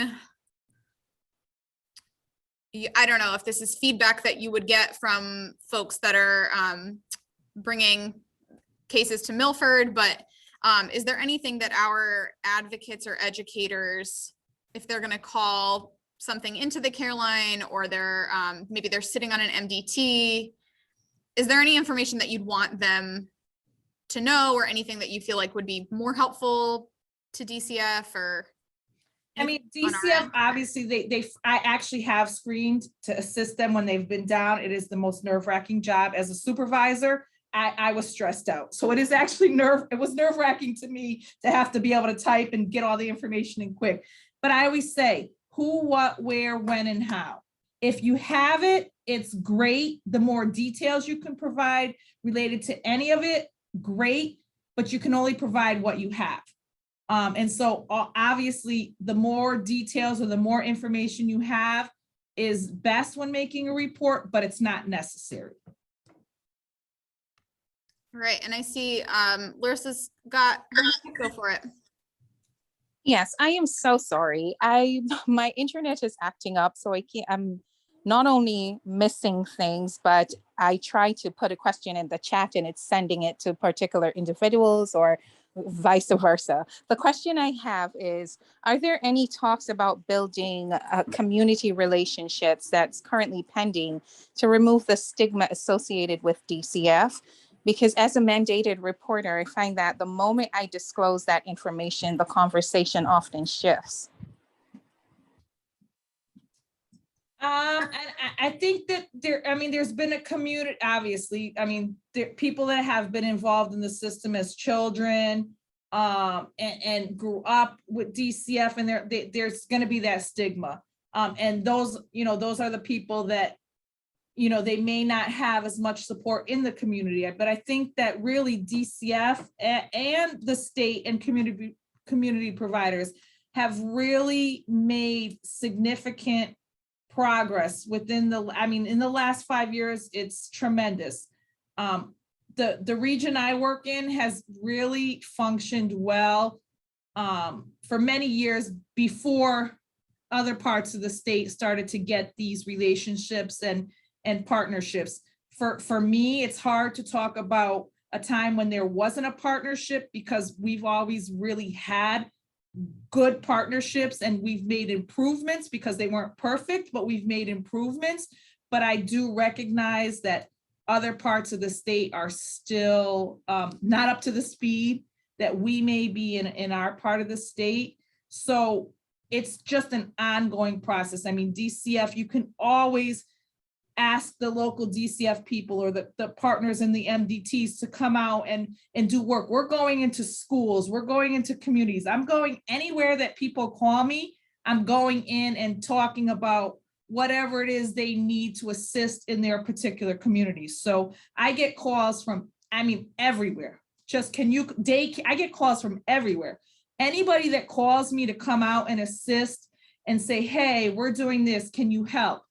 I'm there, and it really does help. And so if you have that partnership in your MDTs or in your communities, I suggest you use them, because it does really help promote. I mean, we're at events in the community, we're everywhere. So even when it's a good event and it's not an event related to DCF, we're there, we're present, we're everywhere. Anywhere that we're asked to go, we're there at this point.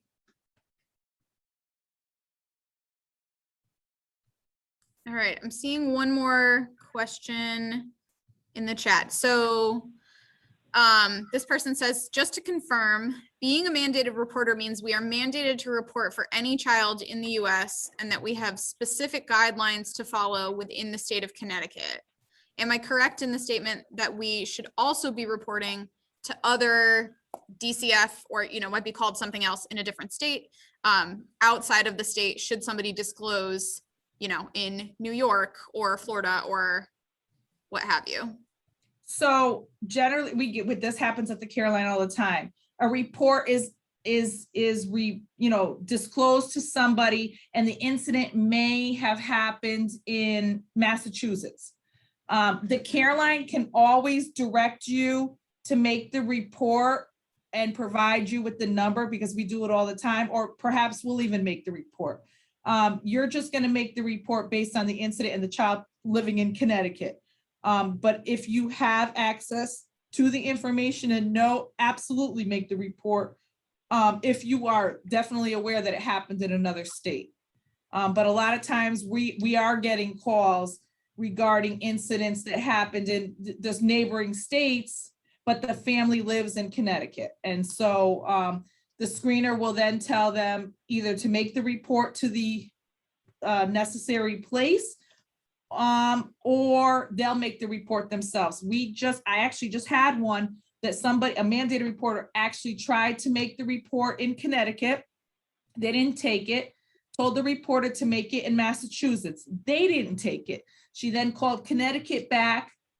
They looked at it again. They took the report. We accepted it. Again, the incident didn't happen in Connecticut, but the parent in Connecticut is responsible for the visitation and the care. We then, the worker, made a report to DCF and it was accepted. So sometimes it's a struggle and it takes some time, but your only mandate is to make the report. Whether they accept it or not is irrelevant. But after 4 tries, we were able to get the report made in Massachusetts and accepted.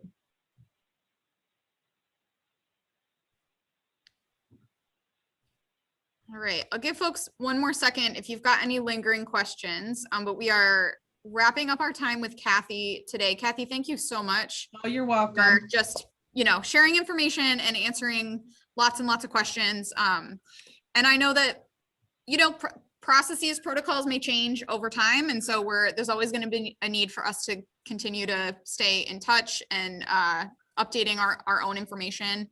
Oh, I got one more. I see something. Yep. Yep.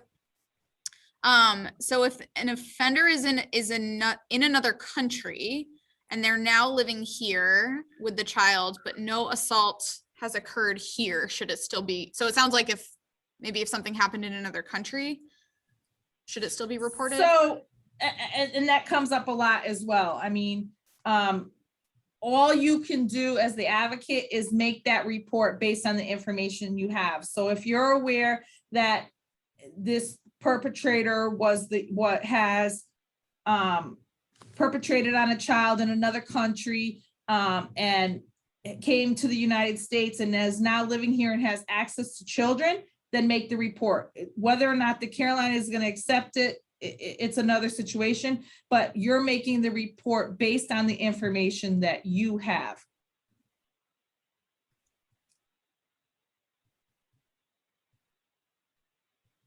All right. Okay, I think we're gonna pause here and let Kathy go. Thank you so much, Kathy, for being here. If folks think of any questions sort of as they leave today, is it all right for me to reach out to you and? Absolutely. You can email me. You have my email address. I have something to do the rest of the day, but I will be here all week until my vacation next week. So if you have a question at any point, you do have my email address. You do have my contact number. I may not cover your region. So if it's specific to something on how your region operates, I always know somebody to refer in every office. But if it's just a general question, you can definitely reach out to me, Cal. Thank you so much. Thank you. All right, so everyone else, we are going to take, do folks want, we can take a 10-minute break, we can take a 15-minute break. Bridget, what do you think we should do? 10 minutes is good. Okay, all right, so 3:02, I also just, it came to my attention that we may have screwed up something on our end in terms of advertising the time that this training was happening today, and that some folks may have thought that this ended at 3, and it is scheduled till 4, but I apologize for whatever we did in our emails you may have received or links you've gotten or whatever. Obviously we are recording the session. If you are able to be here till 4, please be here till 4, and if not, you will get a recording. So you could, if you have to leave at 3 o'clock, then you'll have the last hour of our content sent to your email pretty soon. Okay. So 3:03, we will come back. See you all then. Thanks.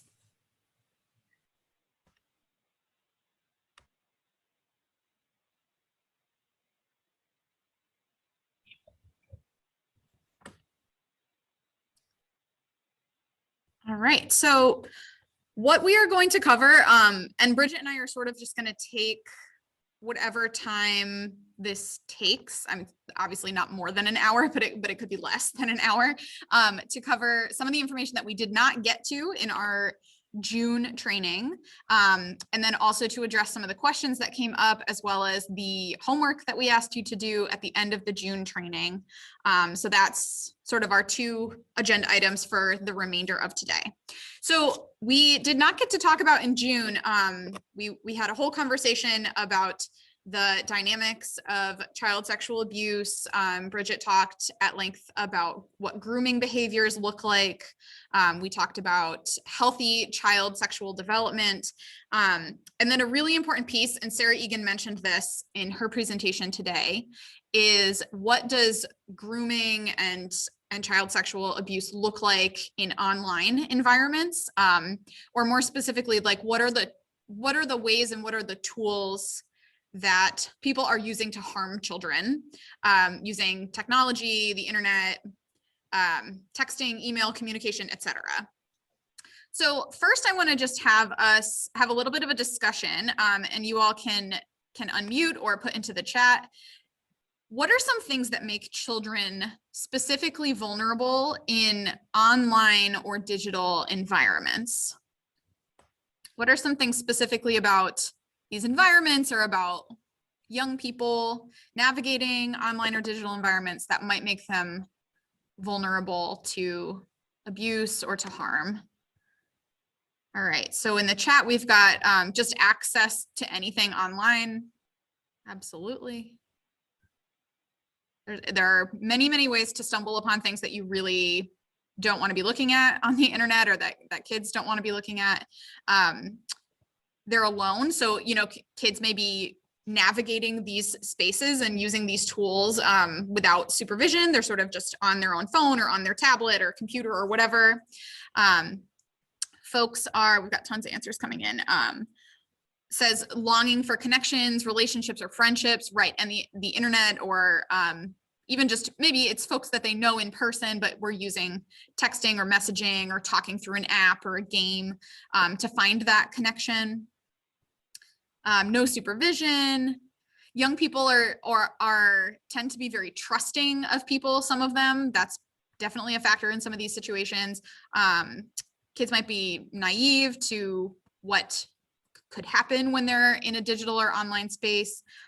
It's also very easy to overshare online when they aren't being supervised. And I know this is a conversation I'm sure all of us have had with young people, whoever they are in our lives, our own kids, our nieces, nephews, students we're working with, that, whatever you put on the internet, anybody can see it, right? But does that really sink in for young people? Maybe not. Let's see. There are predators, people who know how to use these tools very effectively and efficiently to harm people. People can pretend to be older than they really are.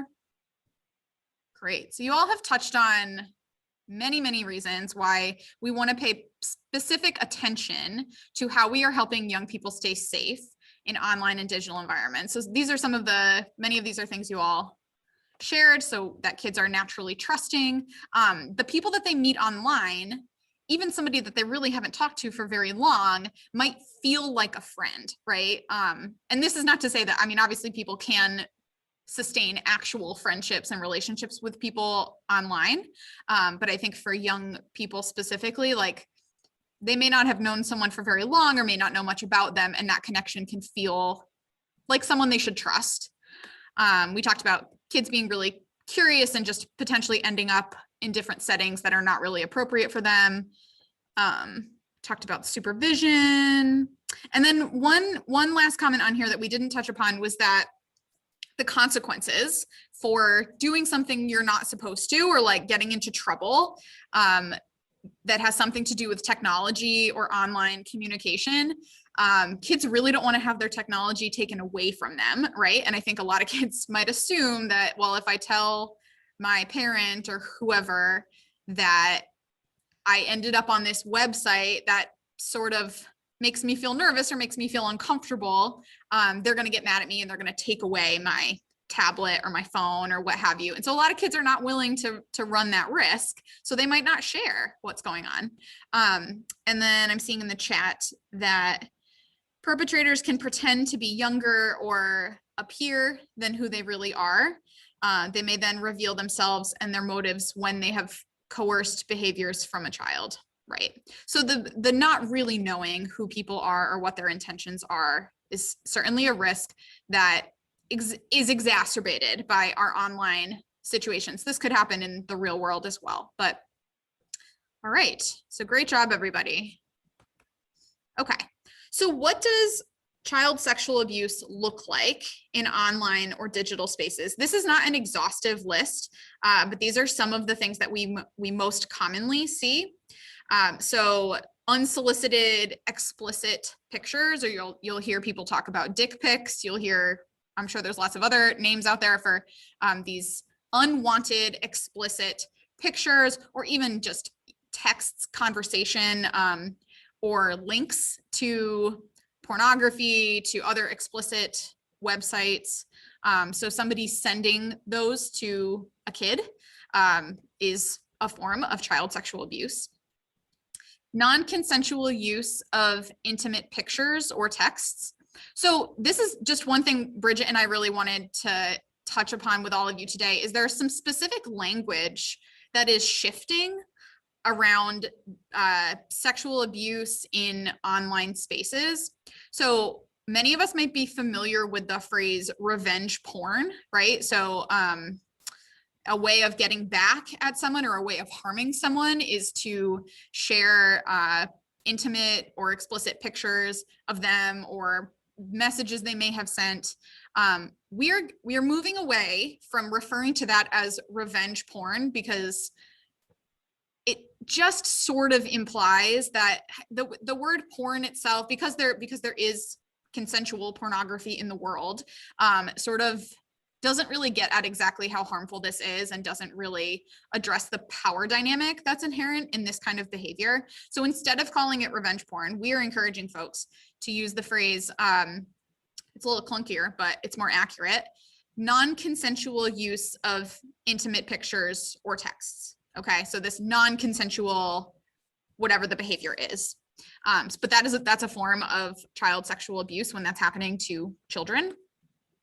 Another language shift that is happening is we are calling, instead of child pornography, we are calling this documentation of child sexual abuse, because kids cannot consent to something like pornography. This is not something a kid can do and have that be equitable or fair or not harmful to them. So we are instead going to call that documentation of child sexual abuse. And we know that this exists in the world, and just the presence of it is really upsetting and is one form of child sexual abuse. Many of us might be familiar with catfishing. This is sort of along the lines of what many of us were saying about what makes young people vulnerable in some of these spaces is people can pretend to be someone who they're not. Online grooming. So this is probably the most common thing. Many of the grooming behaviors that Bridget talked about last month, many of those things can be done using technology. So this may be in addition to if an adult is grooming a child who they also have like face-to-face or real life contact with, and they're, buying them things, complimenting them, developing this relationship where the kid feels like we have this really special bond and I can really trust you and you understand me. All of those things could also be happening via text message, via email, via messaging over a gaming app, or really any sort of app where people can communicate with one another.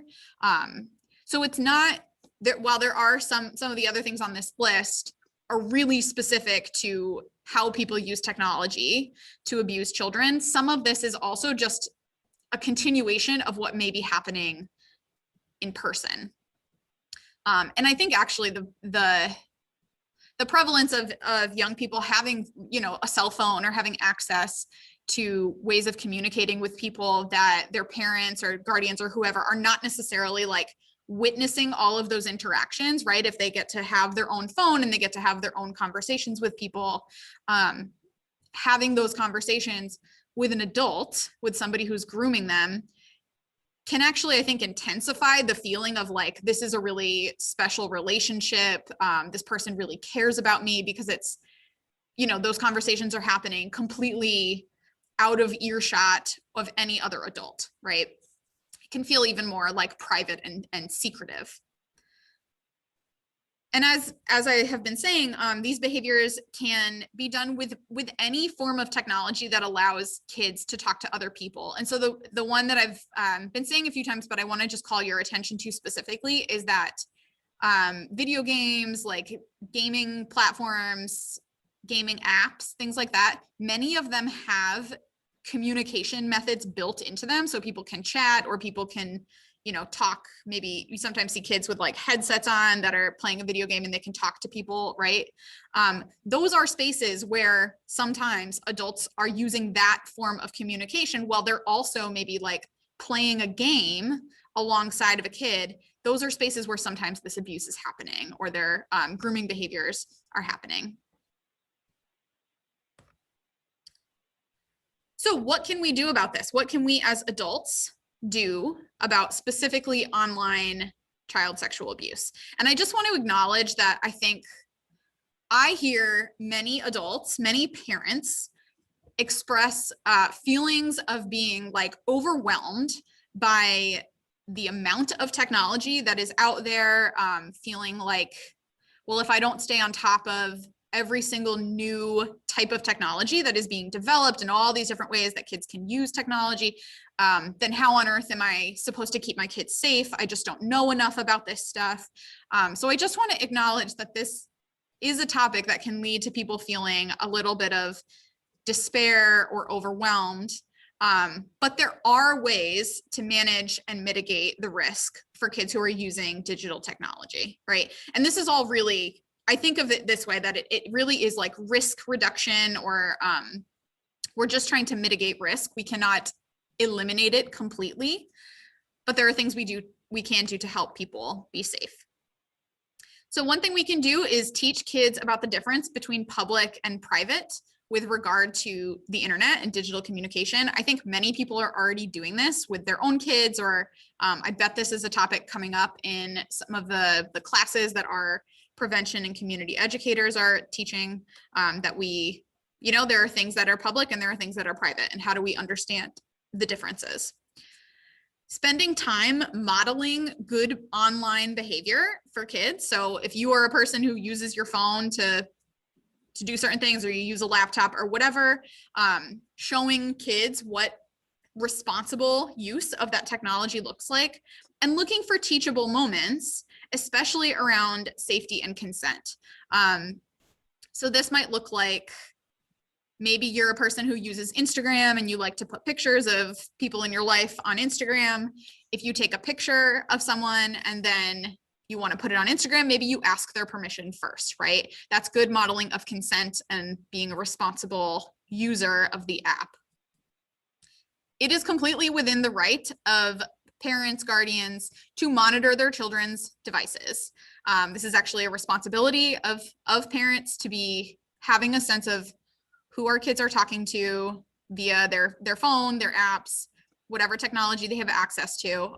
This is part of keeping kids safe.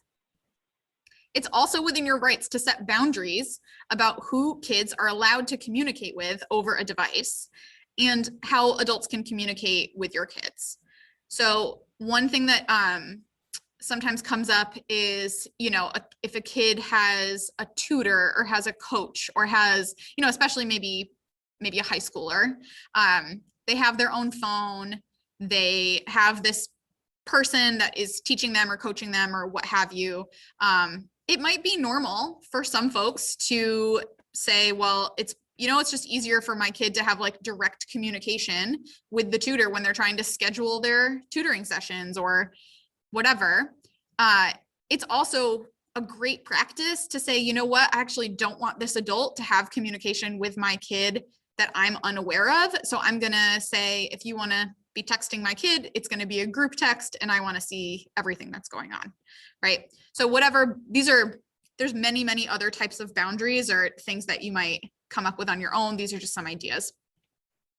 And then finally, and I wanna get some feedback from some folks about how we actually do this, one of the best ways that we can sometimes prevent and sometimes just ensure that if something has happened, that we find out about it right away, is to be a person that children feel comfortable talking to if they've encountered something scary or unfamiliar or that makes them uncomfortable in a digital setting or via some sort of digital communication.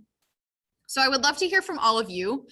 What are some ways that you try to be a person that young people feel comfortable coming to you? You know, maybe they have stumbled upon a website that is making them feel really uncomfortable, or somebody has sent them a message that they're not really sure what to do about. How can we be adults that young people would be comfortable sharing that with?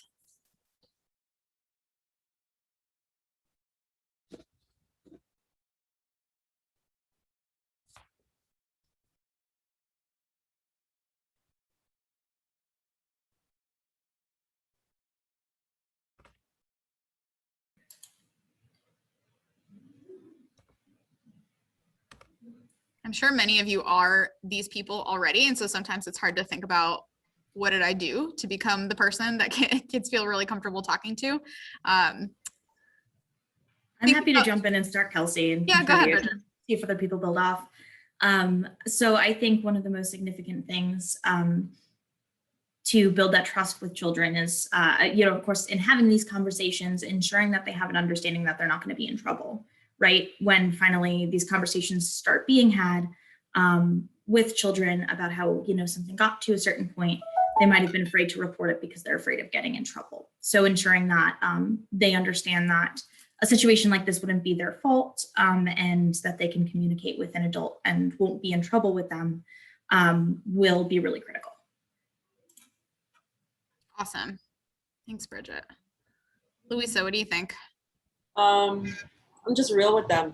I'm just really down to earth, non-judgmental. I listen a lot. I let them talk more than I do. I'll ask questions like I'm curious about, and then follow up with something just really soft, but just really being genuine with them and just being there and knowing that I don't bullshit. I don't lie. So just building that trust. So, and again, being there all the time, they get to see you so often that they start building that trust with you. So. Great. We also have in the chat practicing non-judgment and letting children know that it is your policy, and being open and honest with them. So you instill that policy from your end so that they will do the same with you.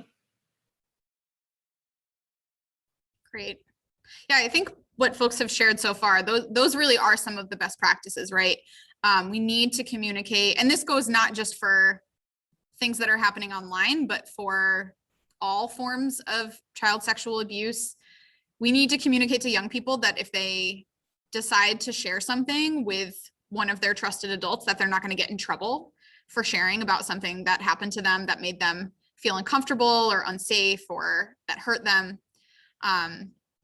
Being really consistent, which I think is part of what I was hearing from Louisa, right? Like consistently showing that you are a person who cares about them, a person who will listen, a person who is not going to judge them for something a situation that they, that somebody has put them in or that they have stumbled upon.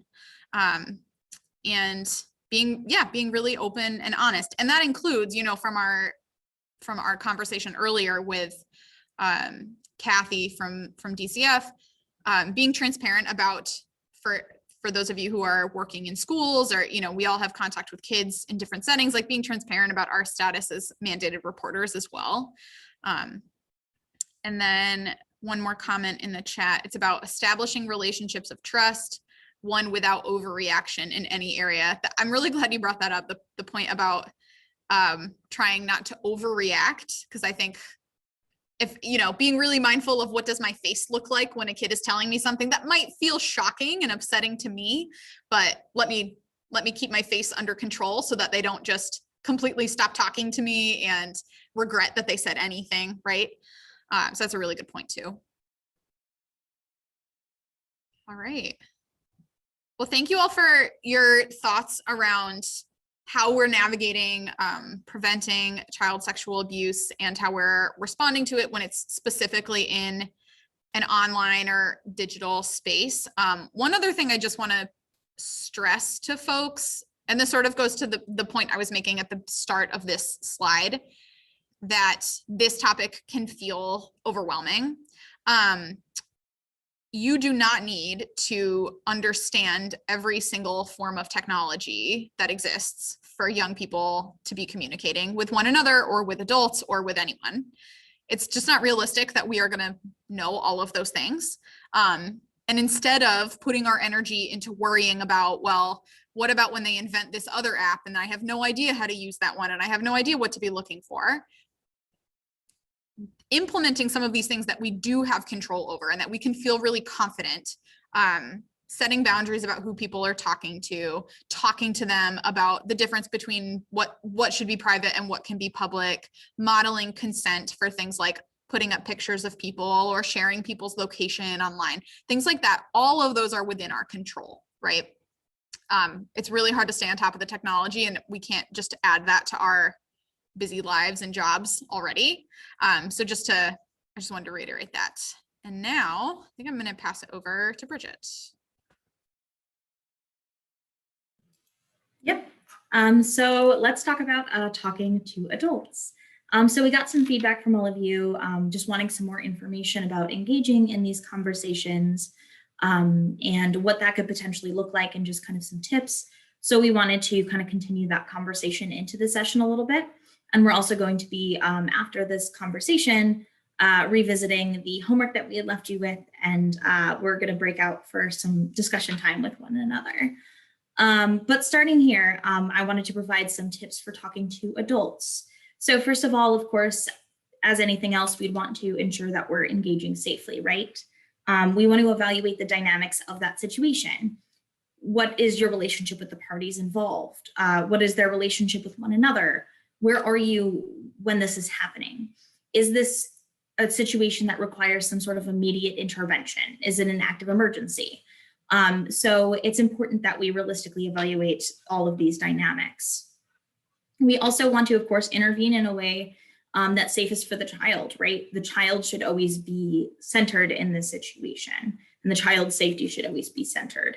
We may be in a situation where it does require immediate intervention, and that makes us uncomfortable, and we know it's going to make the other adult uncomfortable. But if it's mandatory for the child's safety, we need to center them in that situation. And we need to be centering them whenever they're at risk. It's also important to acknowledge that there are situations where you may not be able to safely engage in that conversation, right? And that's okay if that truly is the case.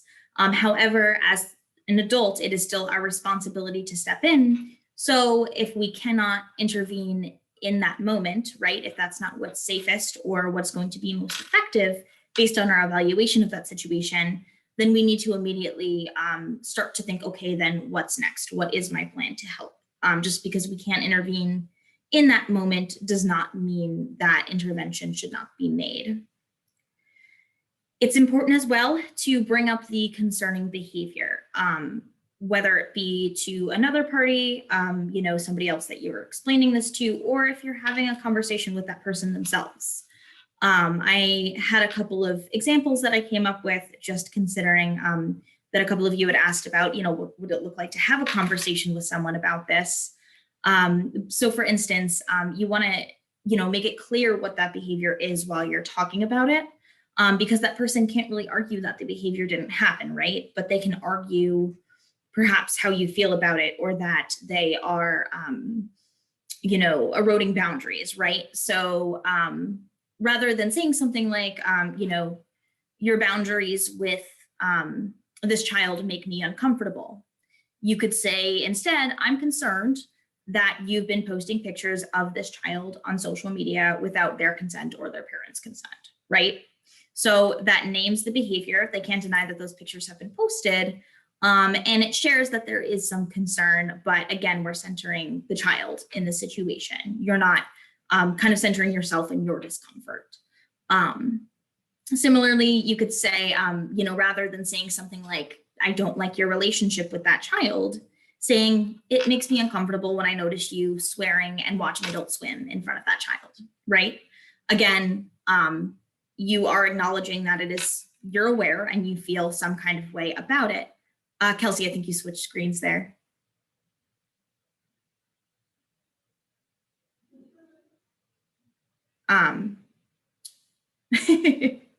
No worries. One moment, sorry.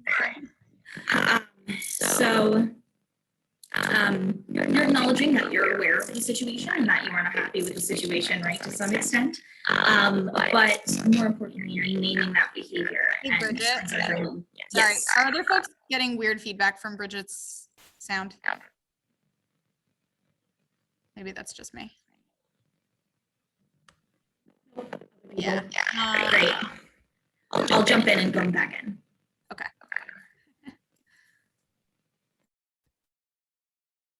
It's all right, everybody just take a second to read Bridget's awesome slide here before she comes back.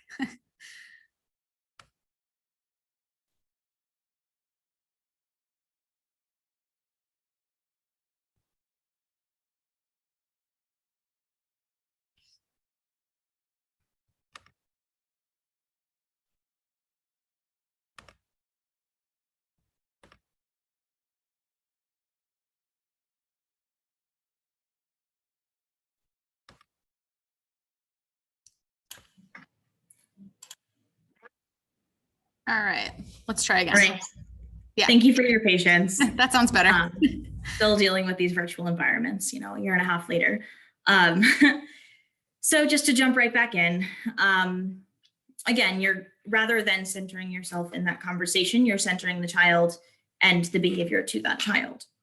However, it's still important to acknowledge that, you're concerned or that you are uncomfortable, because you want that person to be aware that you've noticed the behavior and that behavior is not acceptable, right? It's important that that person knows that someone is aware of what's going on. It definitely makes the child less vulnerable, right? If adults are aware of what's happening. Unfortunately, people who do not have the best of intentions, toward children or anybody else are always going to seek out, those who might be more vulnerable and in a position where those who may be able to protect them are not aware of what's going on. So again, it's important to share the behavior that makes you uncomfortable, because it's important to make it clear that certain actions are unacceptable, right? You're setting a boundary in that way. It also, when you are kind of presenting it in a way where you're stating that, you're uncomfortable about this behavior toward this child, you are still centering the child in that behavior, but not in a way where you're putting that child in a position where they need to answer to that person, right? If you're uncomfortable, rather than saying, oh, I noticed that so-and-so is always uncomfortable when you are swearing in front of them, right? And then that adult goes to that child and says, do you care? And the kid might say no, right? But unfortunately, that child may be in a position, there's of course a power dynamic there because of age. There may have already been some level of grooming behavior. You don't know what that relationship looks like. So if you're stating that the child is uncomfortable, but you're not expressing any sort of discomfort about the behavior that is being done, if the child denies, of course, that they're feeling that way, then, the adult can still justify their behavior toward that child potentially, right? Or attempt to kind of get you off their case about it. So it's definitely important to, when having these conversations, express that the behavior is unacceptable. And then I know we mentioned this in the last session, but it's really incredibly critical. It's important to remember that you can speak up even if you are unsure if abuse has or will occur, right? Because if you're noticing these things happen, whether it be non-consensually posting images on social media, whether it be, having a child listen to adult language or view adult media, those are still boundary crosses, right? And so those boundary crosses in themselves are reason enough to intervene. The situation doesn't need to go any further in order for that intervention to occur. So it's definitely important to remember that. All right, so next slide, please. Awesome. So we gave you some homework last time we were all together. So we wanted you to all have conversations with one another, encouraged you to kind of get together with someone and role play having, or at least starting a conversation with either a child who's making another child uncomfortable or an adult who's behaving inappropriately toward a child or two children. So if you don't mind going to the next slide, Kelsey. So I just wanted to check in with everybody after having that conversation with someone and engaging in that. I was curious just to know how you felt about that. How did it feel to engage in that conversation, even in a setting where it isn't actually occurring? If anybody wants, feel free to unmute or contribute to the chat.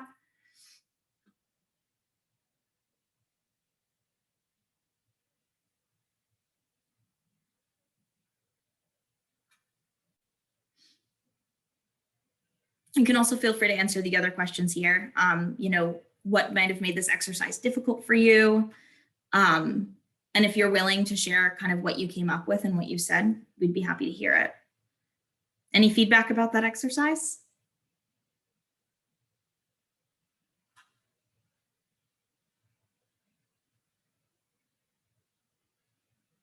All right, that's okay. Well, I'm going to be putting you, Kelsey, did you want to jump in? Yeah, I was just going to say, Bridget, I think one thing that I always run into when I'm thinking about specifically talking to, I mean, it makes sense to me that the last time we talked about this, people had more questions about like, how do I confront an adult about their behavior? Because I think many of us might feel, I mean, it's okay if you don't feel totally comfortable managing like how kids are behaving towards one another either. But I think when we think about adults, that can feel more difficult for many of us. It certainly does for me. And I think I very quickly go to a point of like, well, do I think I'm the only person who's even noticing? Am I overreacting? Maybe nobody else is bothered by this, and feeling like I need like validation from another adult that what I'm seeing is actually a problem potentially. Even though, as you said in the last few slides, like my instinct, my reaction to it, that there appears to be some sort of boundary violated or crossed, that actually is enough for me to bring it up. And that I don't need to be, I shouldn't care so much about how this person reacts that I'm speaking to. Like, it's not about how are they going to feel comfortable with me bringing this information to them. It's about I'm helping this child feel comfortable. So that's just one thing that I always find myself thinking about when I'm witnessing stuff or hearing about stuff that might need to be dealt with. Yeah, absolutely. And that's definitely, I think, something that a lot of folks reflect on when we talk about kind of these bystander intervention behaviors, right? And I think, you know, something to always keep in mind is that we can always solicit some peer support in those situations. If there's someone else around that's noticing, to kind of have, you know, that validation from another party that's concerned. I think it can, you know, be negative though as well if that person does not validate that concern, right? If they might not have seen the behavior, they might have brushed it off. So it's important that we still kind of stay true to the concern that we have, you know, if it has come to, you know, a point where there has been a boundary cross, even if a peer might not want us to get involved, right? All right. Anything else? All right, well, we're going to be breaking into breakout rooms for the next 10 minutes and then recollecting. So I'm going to be putting in the chat 2 different scenarios.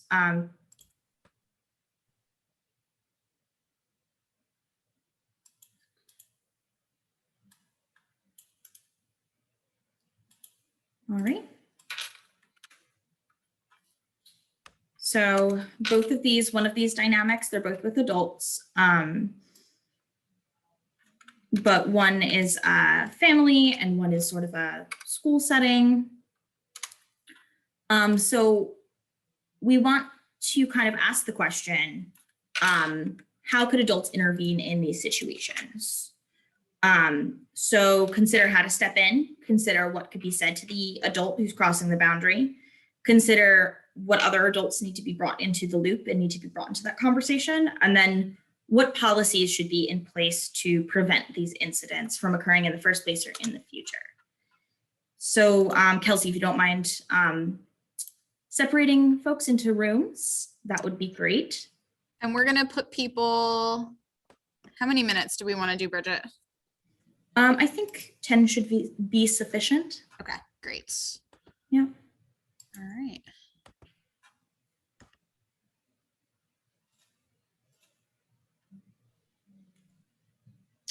Hold on one sec, sorry. Did not sign automatically. There we go. All right, there you go. Kelsey, are you going to stay in the main room or were you going to jump into one? I think I'm actually gonna jump into one, I think. Yeah, I'll do the same. Right. Okay, great.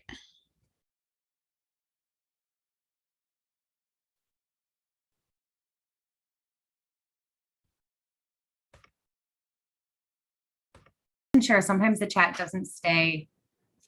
Hi. Hi. You're Okay, there we go. All right. Welcome back. I'm glad everybody had a chance to discuss in their groups and chat. Before we just go over our last two pieces of housekeeping here in our last 10 minutes, does anybody have any feedback about how it felt to have that conversation?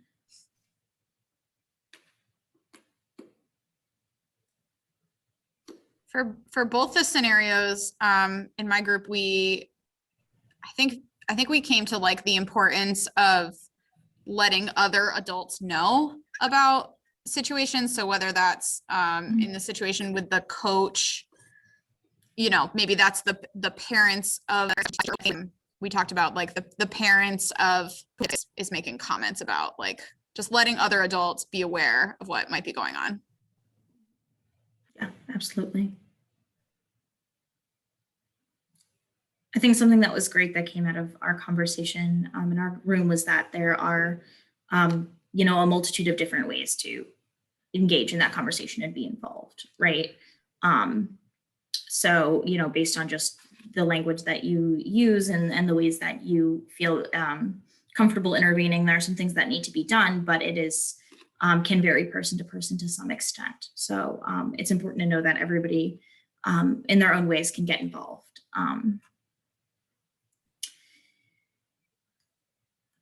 All right, so we do have homework for you once again.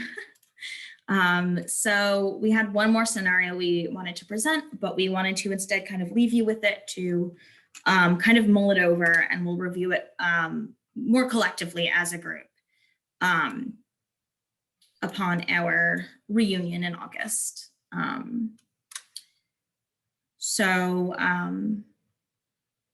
If you don't mind just taking that down, copying, pasting it into a Word doc or something, and just mulling it over so next time we meet, we can discuss. The only other piece of homework I have for you is our evaluation. Kelsey, would you mind pulling that up, the doc?